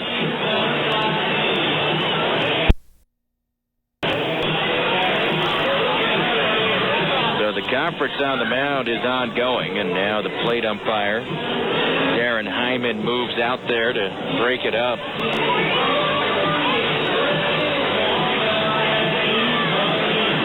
Raiders just allowed 6 runs to score in the bottom of the 5th inning, and they have fallen behind by 2 runs for the first time today. But they have a couple of base runners with 1 out in the top of the 6th inning, and Nick Green at the plate now, and Jeff Clement on deck. Here's the pitch to Green, and it's a breaking ball that drops in there for a strike, 0-1.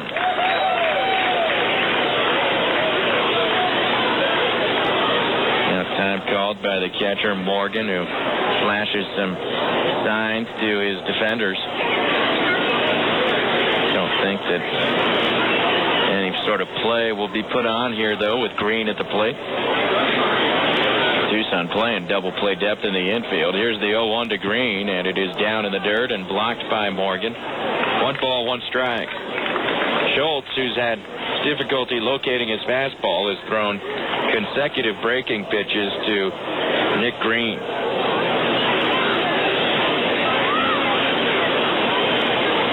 2 on, 1 out.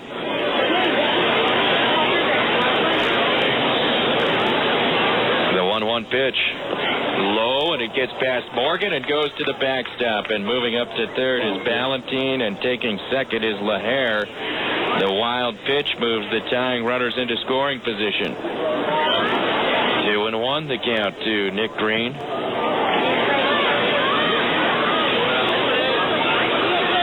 Now a base hit could tie it up.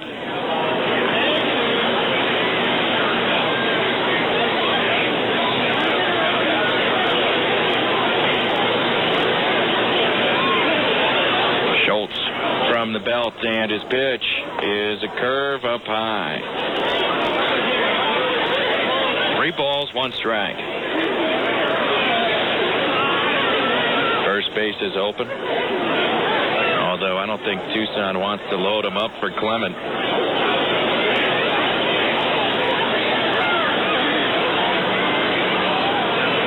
Now the 3-1 pitch on the way to Green. This one is called a strike. Another breaking ball from Schultz, and the count goes full, 3-2. Schultz has gone to a full count on 3 of the 4 batters he has faced. The other one he walked on 5 pitches. 3 balls, 2 strikes, 1 out, and Schultz with his pitch, and it swung on it, grounded to the right side, and past the diving Callaspo and into right field, a base hit. Ballantine scores, moving to third, and stopping there is LaHare. A single and an RBI for Nick Green, and it is 9-8. So Green grounds a single to right field. The Raiders are within a run, and they have runners at first and third with 1 out. Jeff Clement is the batter, and he's not going to face Schultz. Bill Plummer, the skipper, is on his way to the mound, and he's going to bring in the left-hander Bill Murphy to face Jeff Clement for the left versus left matchup. We'll take a break at the top of the 6th inning. It is Tucson 9, Tacoma 8.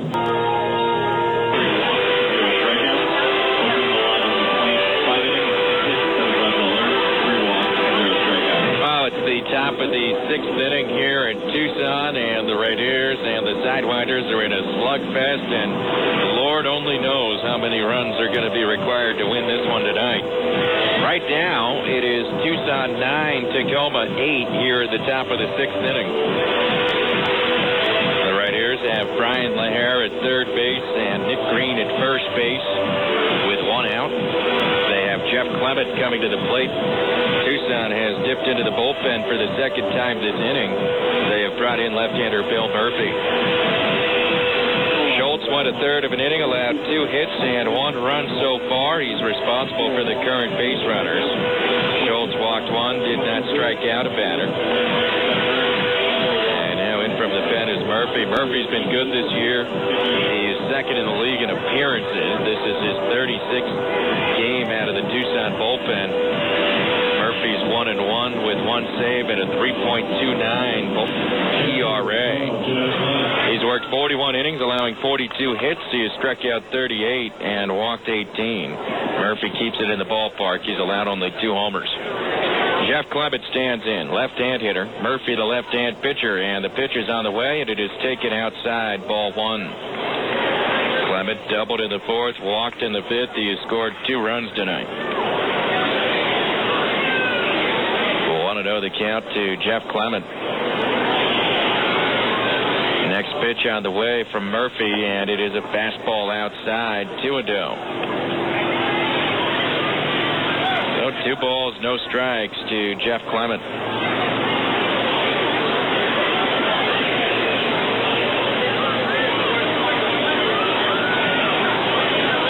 For a pitch in his zone here. Murphy now with a pickoff move to first, and getting back in, standing up, is Green.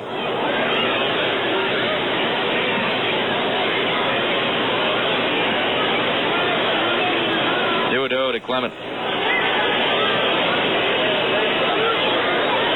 And the pitch. Swung on and hit well to center field. This is deep. Going back is Salazar. Still going back. It's over his head and up against the base of the wall.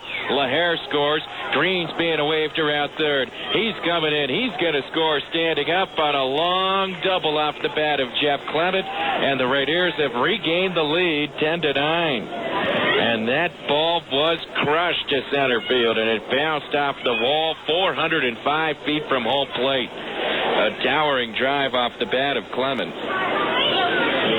The two-run double is his second double of the game, and Clement now with 43 runs batted in on the year to go with his 22 two-base hits. Tacoma on top, and now Sebastian Boucher is the hitter. He grounded out in his first AAA at bat last inning, and Murphy's pitch to Boucher is outside for a ball, 1-0. Boucher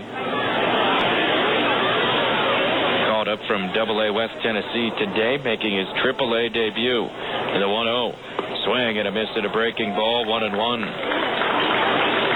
So the Raiders have regained the lead 10-9. That closes the books on Schultz. He allows 3 runs all earned in a third of an inning. Yeah, the 1-1 pitch to Boucher. Up high for a ball, 2-1. Well, I tell you, Jeff Clement continues to hit left-handed pitching hard. And at first I thought it might be just kind of a fluke thing in early at-bats against lefties, but as the season goes on, he continues to crush left-hand pitching. 2-1 pitch, swing, and a foul out of play down the left field line. Before today, Clement was hitting .354 with 6 of his 13 homers against southpaws. And today, he has 2 doubles and 3 at-bats, all against lefties. And the first one is soft tossing lefty, but Murphy throws pretty hard, and Clement really crushed that ball. Pitch to Boucher, popped in the air to left center field. Salazar moves over. He's under it, and he makes the catch, and that's out number 2. Holding his ground at second base is Jeff Clement. So 2 away in the 6th, and now Rob Johnson is the hitter. Johnson, right-handed batter. 1 for 2 with a single, a walk, and a run scored.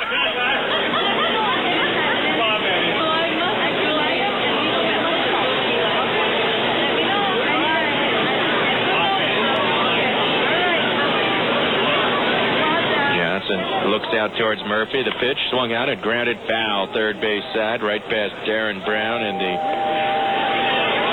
third base coach's box.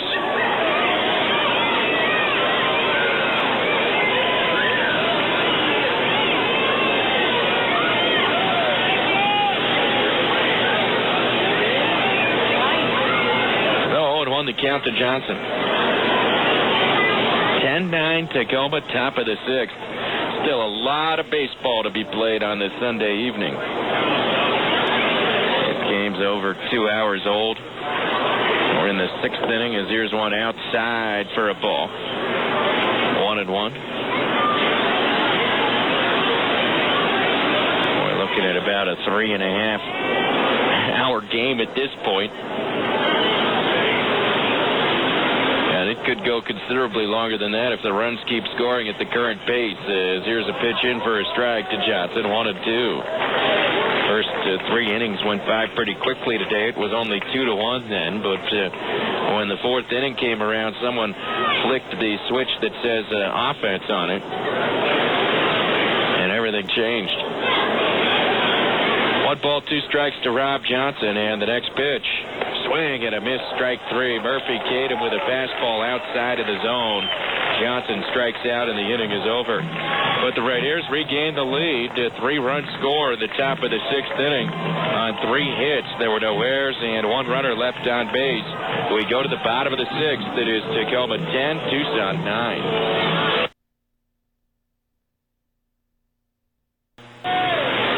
Robbie Hammock leading things off, and the first pitch from Juan Sandoval is a fastball poured in there for a strike. It's 0-1.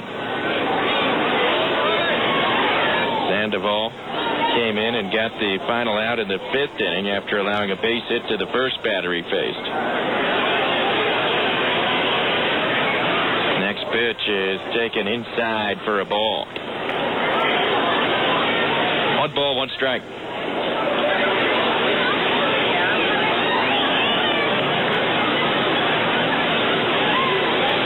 Now Sandoval now suddenly pitching with a lead, and the 1-1 pitch is over for a strike. 1-2.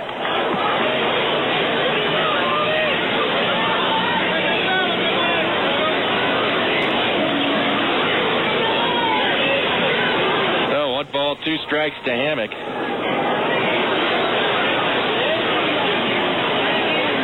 Sandoval ready. The 1-2 pitch. Up and in for a ball. 2-2. I think that's Cam Michelio warming up in the Red Ears bullpen. 2 balls, 2 strikes to Robbie Hammock. And Sandoval with the pitch.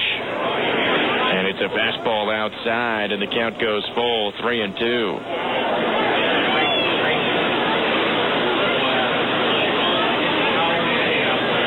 So 3 balls, 2 strikes. Nobody out in the bottom of the 6th inning. And Sandoval is ready. Here's the payoff pitch, and it is swung on and lined towards first off the glove of LaHare, and it rolls down the right field line, and Hammock is going to go all the way to second base. LaHare dived for that ball behind the first base bag and had it tip off the end of his glove. A double for Robbie Hammock leading off the bottom of the 6th inning.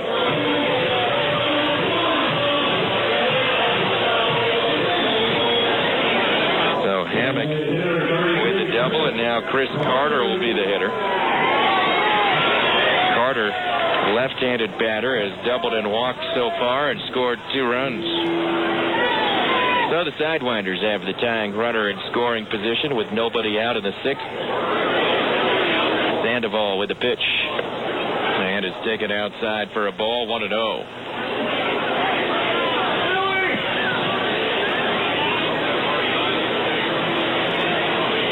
1-0 the count to Chris Carter. And the pitch is taken for a strike, and that evens up the count. 1-1. Pioneers need to find a pitcher who can get a series of outs in succession tonight. Sandoval's allowed hits to 2 of the 3 batters he's faced. Here's the 1-1 to Carter. Swung on, fouled, out of play. There's strike 2.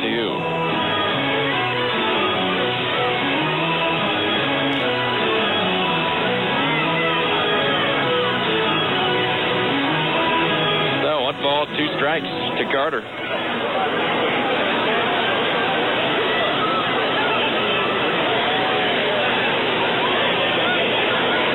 Sandoval with a look towards second, and now turns and bluffs a pickoff move over there, but does not throw.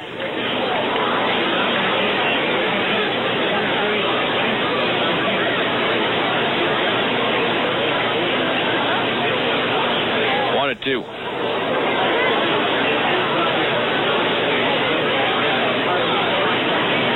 Pitch swung on, hit in the air to left center field. This is playable. Ballantine moves over, reaches up, and makes the catch. Tagging at second is Hammock. He goes to third. The throw, the tag, safe at third on a bang play. Ballantine nearly threw him out. Carter flies out to center field. Hammock tags and advances to third.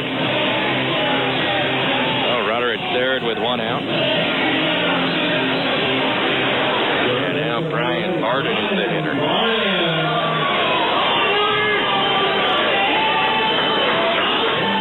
With a 1-run lead and 1 out in the 6th, and a runner at third, the Red Ears bring the infield in. Arden's 3-run double in the 5th inning. Last inning was a huge hit in that 6-run rally for Tucson. Sandoval's pitch is in the dirt and blocked by Clement. That is ball 1. So 1-0 the count.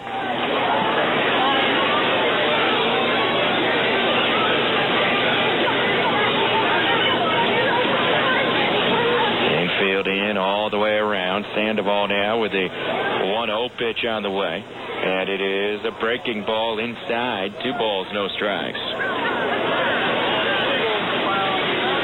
So Sandoval falls behind 2-0.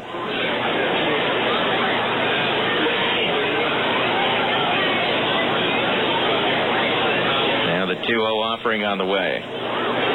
The pitch swung on, lined into right field. That's a base hit. Over to cut it off is Reed, scoring his Hammock, and we're tied up 10-10. Brian Barden's third hit of the game, a line drive single to right field. And this one is knotted up at 10 runs apiece. How many runs will it take to win tonight? 10-10 in the bottom of the 6th inning, and there's still only 1 out in this inning. Jason Smith now the batter. Smith is 1 for 2 with a single. Reached on an error, had a sacrifice fly. Sandoval with a pitch, and it is taken outside for a ball, 1-0.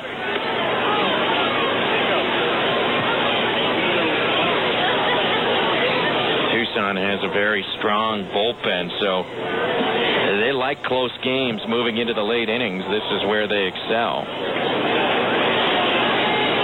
Now the 1-0 pitch is on the way to Smith.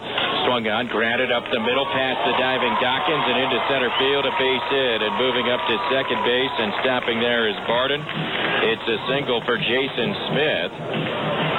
And Dawkins a little slow to get up behind the second base bag, although he appears to be okay, I think. Nope, he's now going to be looked at. Well, maybe not. Tom Newberg walked up to the top step of the dugout, and he's looking at Dawkins. Meanwhile, Darren Brown, the manager of the Red Ears, has gone to the mound to talk to Sandoval and to take the baseball from him and make the call to the bullpen. The Red Ears go to the bullpen. Cam Micolayo is entering the game. We'll take a break in the bottom of the 6th inning with the score: Tacoma 10, Tucson 10. Hard-throwing right-hander from Bozeman, Montana. Micolayo has swiftly moved up the Mariners minor league ladder and has turned himself into quite the relief prospect for the Mariners this season. He was drafted just last year in the 18th round out of a small college in Utah. And here he is just a little bit over 1 year later, and he's in AAA and knocking on the door of the big leagues. He has a fastball that reaches the mid-90s on the radar gun, and an ERA in the ones at AA West Tennessee, and then promoted to AAA Tacoma. He's now in his 4th game for the Red Ears. He's allowed 5 runs in 5 innings, striking out 7 and walking 2. He's allowed 6 hits. Here's his pitch to Jeff Salazar, and it's a fastball swung on and hit in the air, foul down the third base line, out of play, and that is strike 1. Micolayo stands 6'9", weighs 255.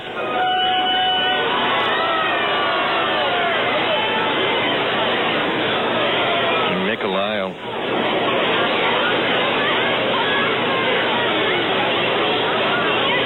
Now ready. Here's the 0-1 pitch on the way to Salazar. And it swung on and into the air to left center field. Coming in is Ballantine, and he will make the catch for the second out of the inning. The runners have to hold. So Micolayo gets Salazar to fly to center field, and there are 2 outs in the bottom of the 6th inning. And now Matt Morgan will be the hitter. Well, Morgan's had a couple of big hits for Tucson today. He is 2 for 3 with 3 runs batted in. A lot of production for man hitting just 247 on the season entering play today.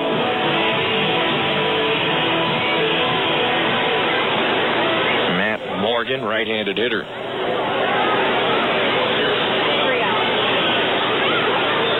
Micolayo is ready, and the pitch is called a strike at the knees, 0-1.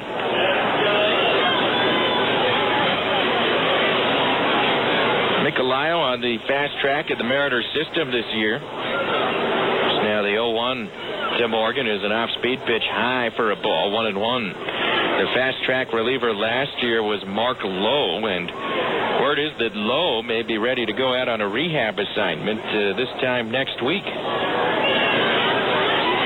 Now a swing and a looper to shallow left. On the run is Boucher. He dives and makes the catch for the final out of the inning, robbing Matt Morgan of a base hit and saving at least one run. Great grab by Sebastian Boucher in left field, diving towards the foul line for the final out of the inning. 1 run scores for Tucson at the bottom of the 6th inning on 3 hits. There were no errors and 2 runners left on base. We go to the 7th inning. It's Tacoma 10, Tucson 10.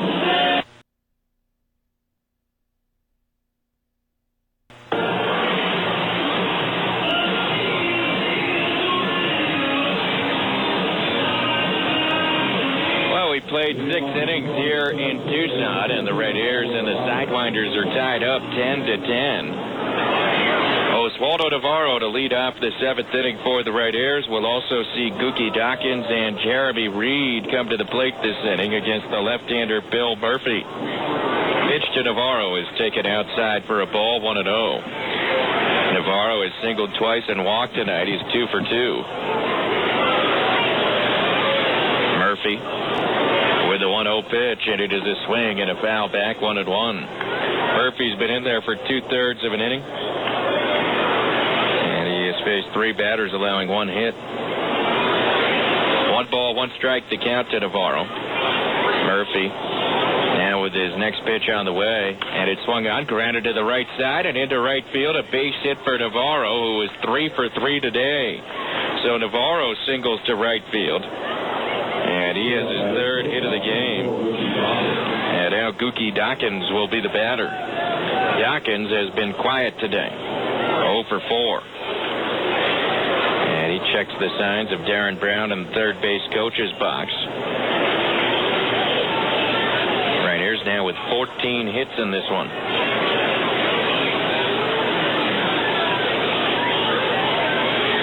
Murphy with the pitch to Dawkins. No, move to first instead, and back in standing up is Navarro.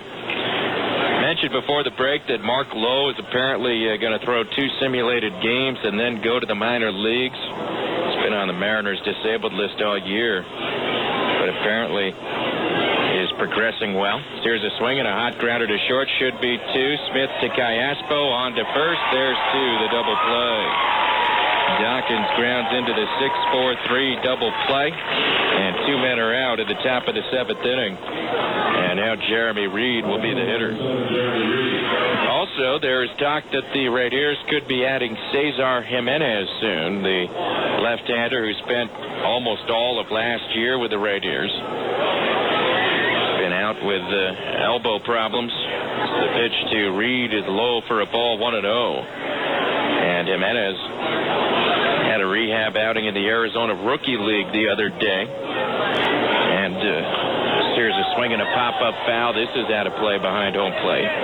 Jimenez apparently, according to a story in the News Tribune today, could join the Rainiers by July 1st. Jimenez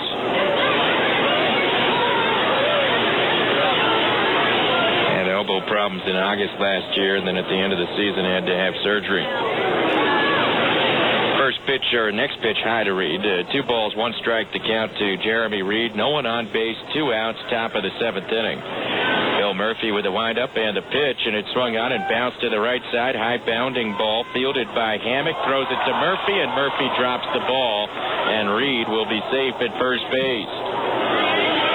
Murphy just flat out dropped it. The air charge to the pitcher, Murphy, dropping that toss, a shovel, if you will, from Robbie Hammock. 3rd error of the game for Tucson, and Murphy can't believe he didn't catch that ball.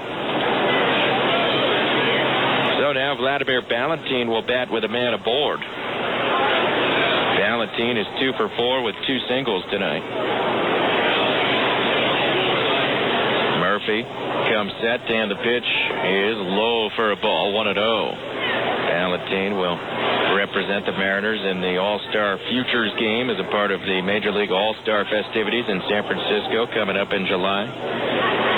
Just a couple of weeks to the All-Star break. 1-0 1-0 pitch to Ballantine. Outside for a ball. Snap throw to first, and back in standing up is Reed.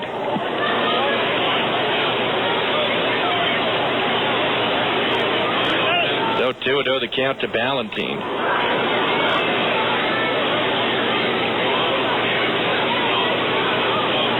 Murphy has fallen behind Ballantine. Dangerous count to the slugger. The 2-0 pitch swung on and grounded to shortstop. Fielded there by Smith. He slings it to Callaspo for the force out at second, ending the inning. For the first time since the second inning, the Raiders do not score. No runs on a hit, one error, and one runner left. It's the seventh inning stretch. Tacoma 10, Tucson 10.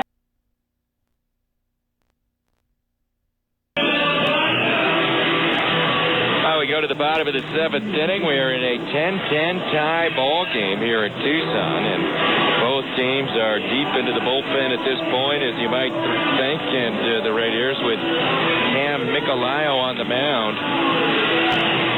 He came in and got the final 2 outs in the sixth inning, getting a little help from the newest Rainier, Sebastian Boucher, who made a terrific diving catch to close out the sixth inning with a couple of men on base. So Micolayo will face Donnie Sadler leading off the bottom of the seventh. And the pitch from Micolayo is outside in the dirt and to the backstop. Ball one. We'll take a look at some of the major league scores from today, get you caught up on what's happened on this last day of interleague play. Here's one outside to Sadler, 2-0. Mariners won their ball game today, probably heard by now. The M's beat Cincinnati today, but despite 2 home runs by that Griffey fellow. So here's a pitch in for a strike to Sadler, 2-1. Griffey homered in the first inning and again in the fifth. Both of them off Miguel Batista, but they were both solo homers, and they were the only runs that Cincinnati would score all day, and the Mariners beat the Reds 3-2. Ben Broussard hit a 2-run double to tie up the game in the sixth inning. Pitch to Sadler is fouled off. And then in the seventh inning, the Mariners executed a suicide squeeze bunt with Willie Bloomquist at the plate to bring in what turned out to be the winning run. And the M's beat the Reds. Eric O'Flaherty got the win in relief. He's 4-0. J.J. puts the save, his 21st. Next pitch, check swing. Sadler did not go around. Count is full, 3-2. The pitch was in the dirt. Mariners beat Bronson Arroyo, who is now 2-9 for the Reds this year, having a very disappointing season. Griffey's homers, he is 20th and 21st of the year, and he's got 584 in his career. 3-2 to Sadler, line towards right, but here's Jeremy Reed, and he'll make the catch, and one man is gone in the bottom of the seventh inning. So Donnie Sadler lines to right field, and now Alberto Callaspo will be the hitter. So Griffey, with his 2 homers today, made a move on the all-time home run list. His first one tied Mark McGwire, and his second one passed him. Griffey is now alone in 7th place on the all-time home run list. Pitch to Callaspo, poured in there for a strike, 0-1. Callaspo 2 for 4, 2 singles. Driven in a run and scored another, and he takes the next pitch in the dirt, and it goes to the backstop. 1 ball, 1 strike to Alberto Callaspo. 10-10, 1 out in the 7th inning. Mariners still 8 games behind the Angels. Angels beat Pittsburgh in 10 innings, 4-3. Here's a fastball away, 2-1. Eric Ibar had the game-winning single in the 10th inning for Los Angeles, who swept the Pirates. As here's a swing and a foul out of play. 2-2 the count. The Angels 22 games over 500. 8 games ahead of the Mariners. The Mariners are now alone in second because Oakland got beat up by the Mets. 10-2 at Shea today. 2-2 to Callaspo. Swing and a miss. Strike 3. And Callaspo was late on the fastball, and he is struck out for his second time today. And that's very rare. He does not strike out often. So Micolayo gets a strikeout. 2 men are gone in the 7th. And here comes Alex Romero, who is now over his last 13. 10 tie, bottom of the 7th inning, the Red Airs and the Tucson Sidewinders. Pitch to Romero. Taken low and away, ball 1.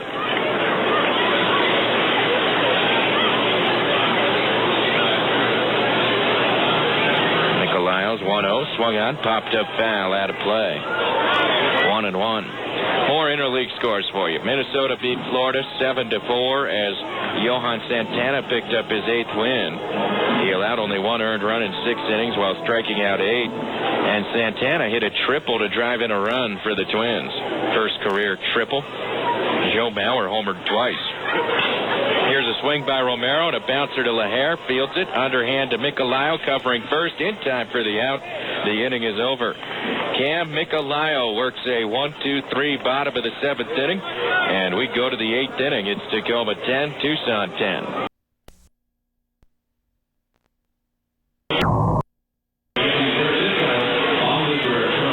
With you from Tucson Electric Park in Tucson, Arizona, where the Tacoma Red Airs and the Tucson Sidewinders are tied up 10-10. The Sidewinders go to the time today, bring in their 4th pitcher of the game. It is right-hander Brandon Metters. Bill Murphy did a nice job, 1 2/3 innings without being charged with a run. He allowed 2 hits, and he struck out 1. The first strikeout for Tucson pitching today. They've had only 1 punch out through 7 innings. So here's Matter, but with a 7.71 ERA. Matter's 1-0, but with a 7.71 ERA in 6 games for Tucson after spending the brunt of the season in the major leagues with the Diamondbacks. He'll face Brian LaHare, the cleanup hitter, to get things started. Nick Green on deck. LaHare, left-hand batter, 2 for 3, 2 singles, a walk, 2 runs scored, 2 runs batted in, and he takes the first pitch from Metters on the outside corner. There's strike 1. Brandon Metters, 27 years old. Spent all of last year in the major leagues with Arizona. Now the 0-1 to LaHare, inside for a ball. 1 ball, 1 strike. 10-10 in the 8th inning. 1-1 pitch on the way, and this is outside for a ball. 2-1. Toronto shut out Colorado. Only Colorado hit.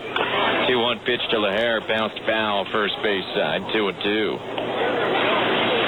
Also, Frank Thomas homered for the Blue Jays, and he has 499 career homers. Number 500 coming soon for Big Frank. 2 balls, 2 strikes to LaHare. Metters with the pitch, and it is a breaking ball called strike 3, and LaHare has struck out, and 1 man is gone at the top of the 8th inning. So LaHare punches out, and now Nick Green will be the batter. Green is 1 for 3 with a single and an RBI. Nationals beat the Indians 3-1. Jason Simon-Tachi allowed 1 run in 6 innings to get the win, and he is 5-5 for Washington. Backup catcher Jesus Flores drove in a couple of runs for the Nats. Pitch swung on and pulled to third, fielded on 1 hop by Barton. He loads up and fires to first for the out, and 2 men are gone in the 8th. So Metters gets a couple of quick outs here at the top of the 8th, and now Jeff Clement will be the hitter. Tampa Bay beat the Dodgers 9-4. Edwin Jackson, who opened the year 0-8, got his first win of the year for Tampa. Lasted 6 innings, allowed 2 runs despite giving up 9 hits. And Jackson, who was a one-time Dodger prospect, now 1-8 for Tampa this year. He beat Hong-Chi Kuo. Jeff Clement, the batter. The pitch from Metters is swung on and grounded between short and third, and there's a base hit for Clement to the opposite field. His 3rd hit of the game, a single to the left side. And he is aboard with 2 outs, and now Sebastian Boucher will come to the plate. Clement has been on base 4 times today. His batting average, his on-base percentage, his slugging percentage, all of his numbers have been on a steady increase as this season has gone on. 2,399, 2,399. So runner at first with 2 outs. Boucher, the hitter, and the pitch from Metters is down and in for a ball, 1-0.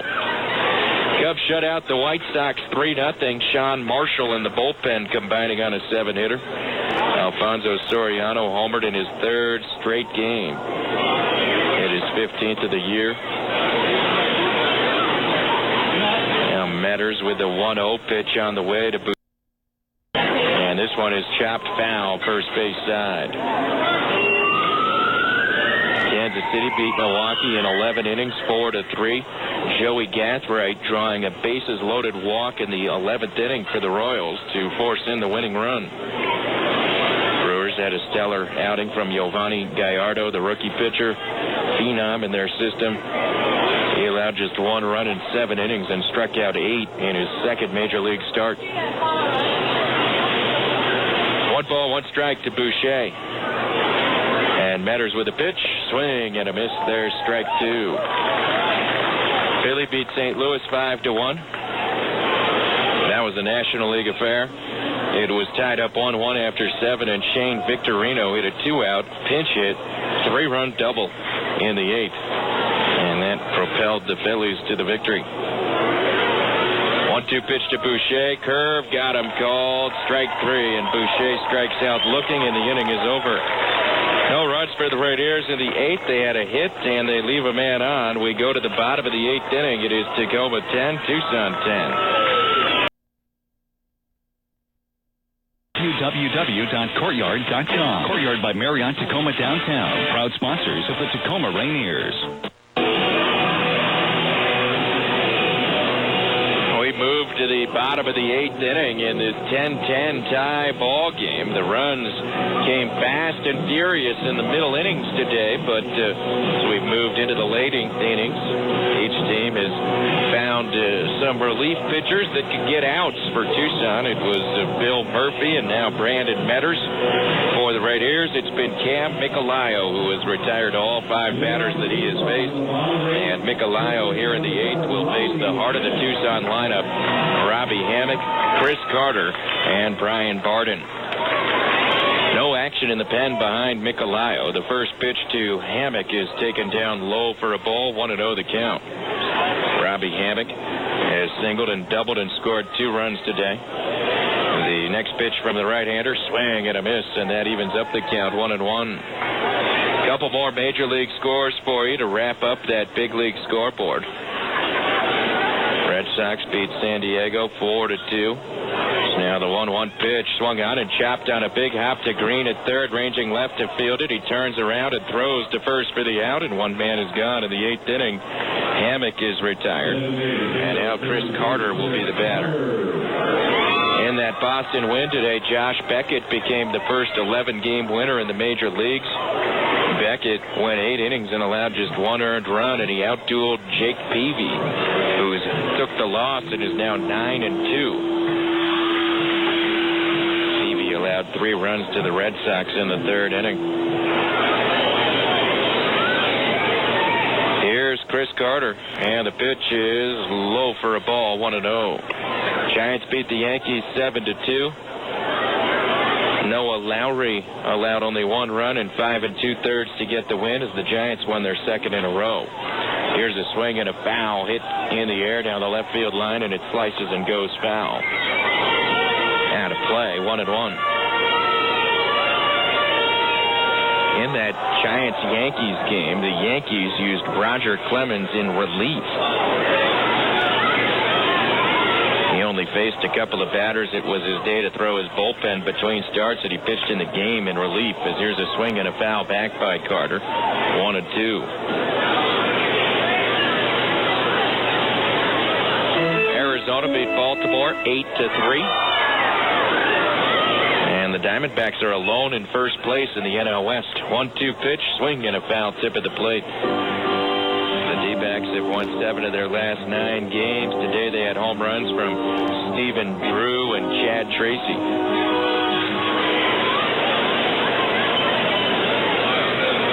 Now the 1-2 pitch, high and away, 2-2. Detroit shut out Atlanta 5-zip. Rookie Andrew Miller pitched his 6 shutout innings. The Tigers are sad that today was the last day of interleague play. They went 14-4 in interleague games. 2-2 to Carter, low, ball 3. won 7 in a row, and Atlanta has lost 5 in a row. And get this, in the Braves' 5-game losing streak, they've been shut out 4 times. 3-2 pitch to Carter, hit in the air to left field. Going back is Boucher, but he's got it all lined up, and he reaches up and makes the catch, and 2 men are out of the 8th. So Carter flies to left field, and now Brian Barden will be the batter. And then in Arlington right now, they're having a game kind of like ours. Sunday night baseball, Houston and Texas. They're in the 10th inning, tied up 9-9. Here's the pitch to Barden, and it's inside, and it hit him. Barden hit by that pitch, the first pitch, a fastball inside, and he heads down to first base. He's on base for his 4th time today, but that's the first base runner allowed by Micolayo. And now Jason Smith will be the hitter. Smith is 2 for 3 today. A couple of singles, a sac fly. 2 runs batted in. Left-handed hitter. Micolayo with the pitch, and it is called a strike, 0-1. 10-10, bottom of the 8th, 2 outs, but Tucson with a man aboard. In the 9th, the Rainiers have Johnson, Navarro, and Dawkins 2 up. 0-1 pitch, swung on, bounced foul, first base side.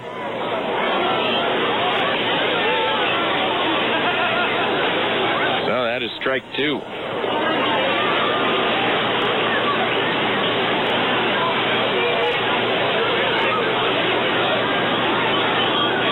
Balls, 2 strikes. 2 outs in the 8th. Micolayo trying to close out this inning. His pitch called, strike 3. Froze him with a breaking ball, and Smith pointing with his bat saying it was outside. He better be careful, and he's going to walk away and stay in the ball game. So Smith strikes out, and that closes out the 8th inning. Second strikeout for Micolayo. We go to the 9th inning. It is 10-10.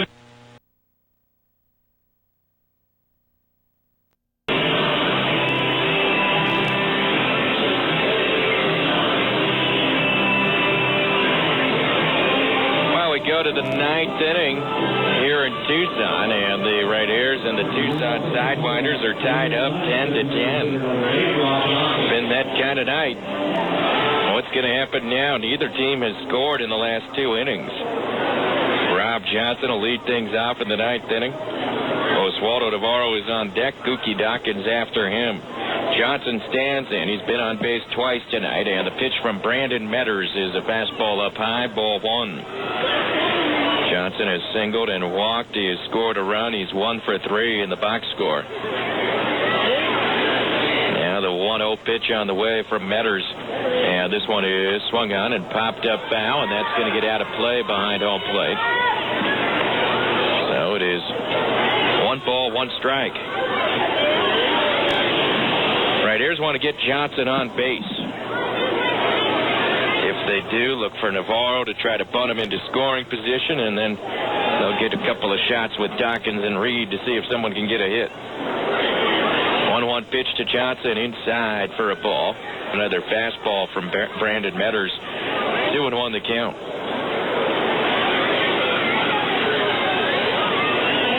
Now the 2-1 offering from Metters to Johnson is coming up. The right-hander operating out of the stretch at all times with a pitch, and it's a curve that is in there for a strike, and that evens it up to a 2. So an even count, 2 balls, 2 strikes. Top of the 9th inning.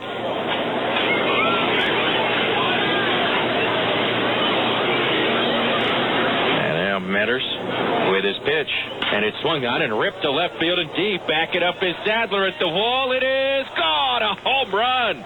Rob Johnson on a 2-2 pitch, got a hanging breaking ball, and he cranks it out of here to left field. His 4th home run of the year, and the Rainiers have the lead 11-10. Johnson's 4th home run of the season came on a 2-2. I thought he was just going to try to slap a single or draw a walk, but he got that hanging breaking ball, and he turned on it and hammered it to left field. Johnson with his 2nd home run of this road trip. And the Raiders have their first home run of the night, and they've been hitting a lot of them lately. Johnson circles the bases with the go-ahead. Navarro is taken down low for a ball. Navarro is 3 for 3 tonight with 3 singles and a walk, and he has driven in 3 runs. So Tacoma has the lead. Now the pitch, low for a ball.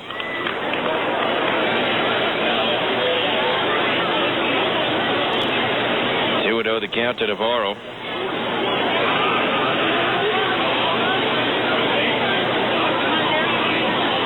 Now the 2-0 pitch on the way. And it is in for a strike, and the count goes to 2-1. So 2 balls, 1 strike to Oswaldo Navarro.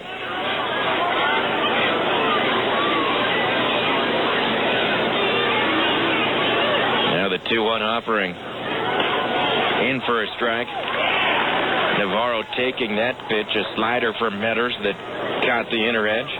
2-2 the count.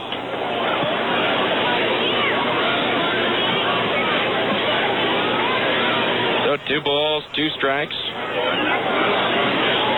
And the pitch from Metters, breaking ball hit foul, still 2-2. Since the Raiders took the lead this inning, they now have Julio Mateo warming up in the bullpen. In the bottom of the 9th inning, Tucson with the bottom third of the lineup 2 up, Salazar, Morgan, and Sadler. But these guys, Morgan in particular, have done damage tonight. Here's the 2-2. Swung on and chopped up the middle, tough play. Ranging right, Callaspo from behind the bag fields it, throws to first, and it's in time for the out.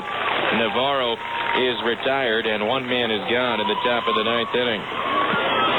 So Callaspo throws out Oswaldo Navarro at first base. And now Gookie Dawkins will be the batter.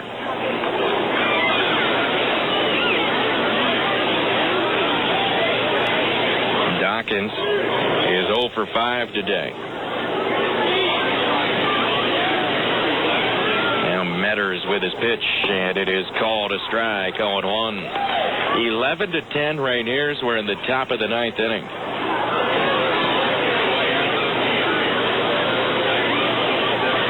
Now the 0-1 pitch inside for a ball. 1 ball, 1 strike.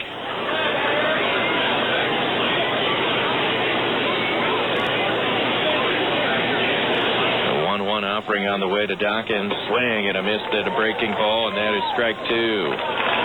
So 1-2 the count to Gookie.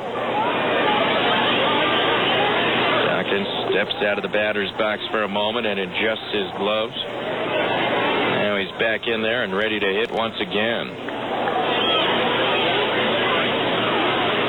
On deck is Reed.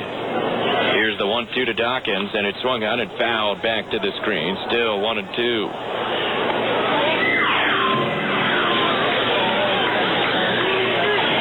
So 1 ball, 2 strikes to Dawkins.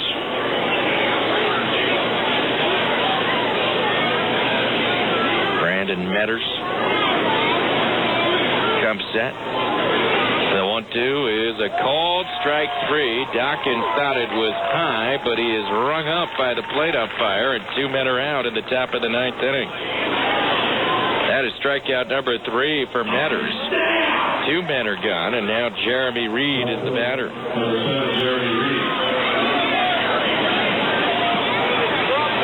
Reed is 1 for 5 with a double.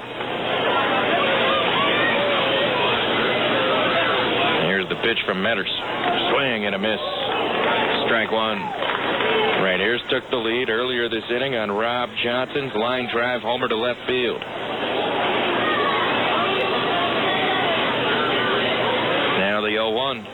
Swung on and fouled off on the third base side, and that's going to get out of play. 1-1.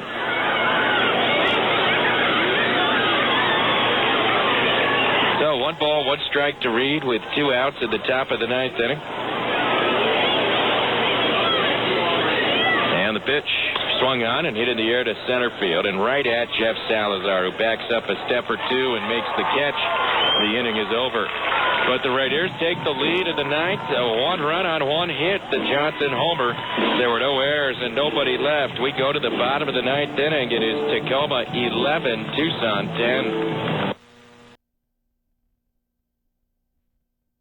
Well, we go to the bottom of the ninth inning. The Raiders with an 11-10 lead over the Tucson Sidewinders. And the Raiders trying to close it out. They turn it over to Julio Mateo to see if he can get the final 3 outs.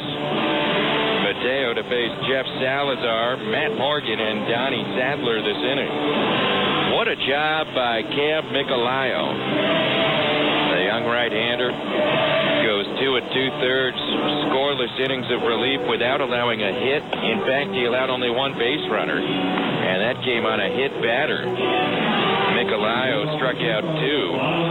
He's the pitcher of record right now for the Raiders, but the Raiders have a precarious one-run lead, but they got their closer on the mound. Mateo with 4 saves, a 1-1 record. This is his 12th appearance for the Raiders. He has a 1.80 ERA.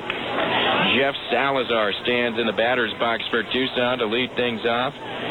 Matt Morgan and Donnie Sadler, the other scheduled batters this inning. Julio Mateo is set, and his pitch to Salazar is on the way, and it's a fastball taken up high, ball 1. Mateo has pitched 15 innings for the Raiders, and he's allowed 3 runs, and they have all come on solo homers. Here's his 1-0 pitch on the way to Salazar, and it is swung on and hit high in the air to right center field and deep. Reed and Ballantine are after it, and Ballantine's going to make the catch on the warning track in right center field for the first out of the inning. Salazar gave it a ride to deep right center, but Vladimir Ballantine ran it down. 1 away, and here's Matt Morgan. No, it's not Matt Morgan. They're going to send up a pinch hitter. This is Mark Johnson. So Johnson, a left-handed batter, will bat in place of Morgan, even though Morgan has 2 hits and 3 runs batted in today. Pinch hitting for Tucson, number 14, Mark Johnson. So Mark Johnson pinch hits here in the bottom of the ninth inning. Johnson's been an outstanding hitter for Tucson this year, batting .348 with a .452 on base percentage. Left hand, singles and doubles hitter for the most part. He looks out towards Mateo, and Mateo with the pitch, and Johnson swings and grounds it foul, first base side, strike 1. Johnson does have 3 home runs this year in 138 at-bats. 1 out of the ninth. Raiders lead it 11-10.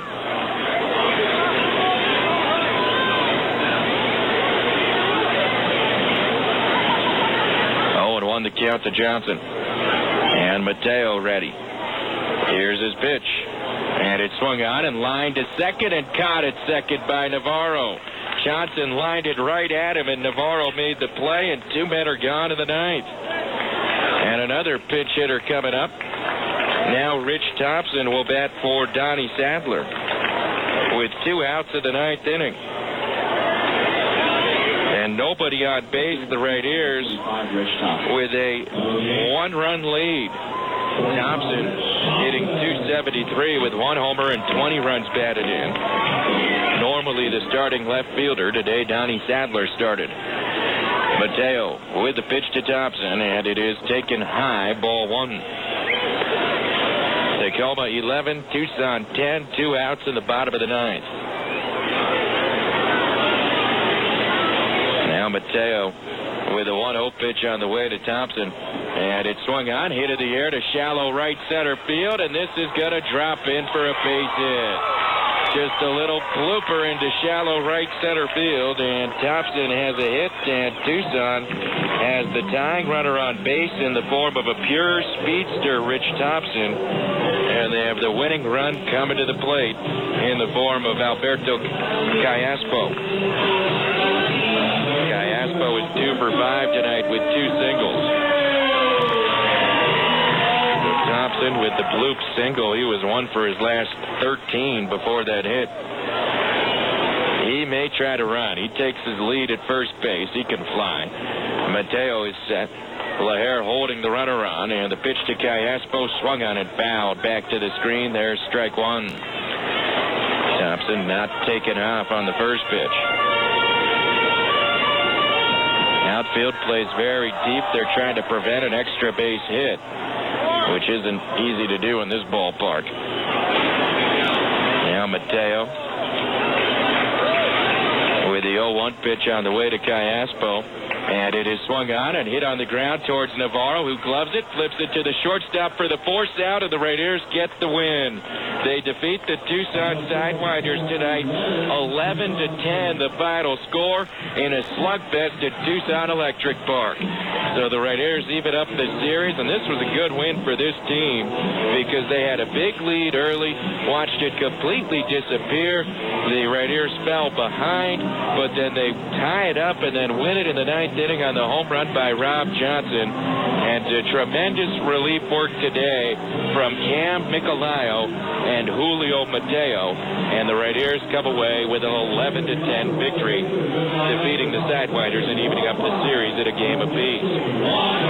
We invite you now to stay tuned for the Rainiers post-game show. We'll have a look at the Major League Baseball scoreboard and a complete recap of this one. The Rainiers post-game show coming up next.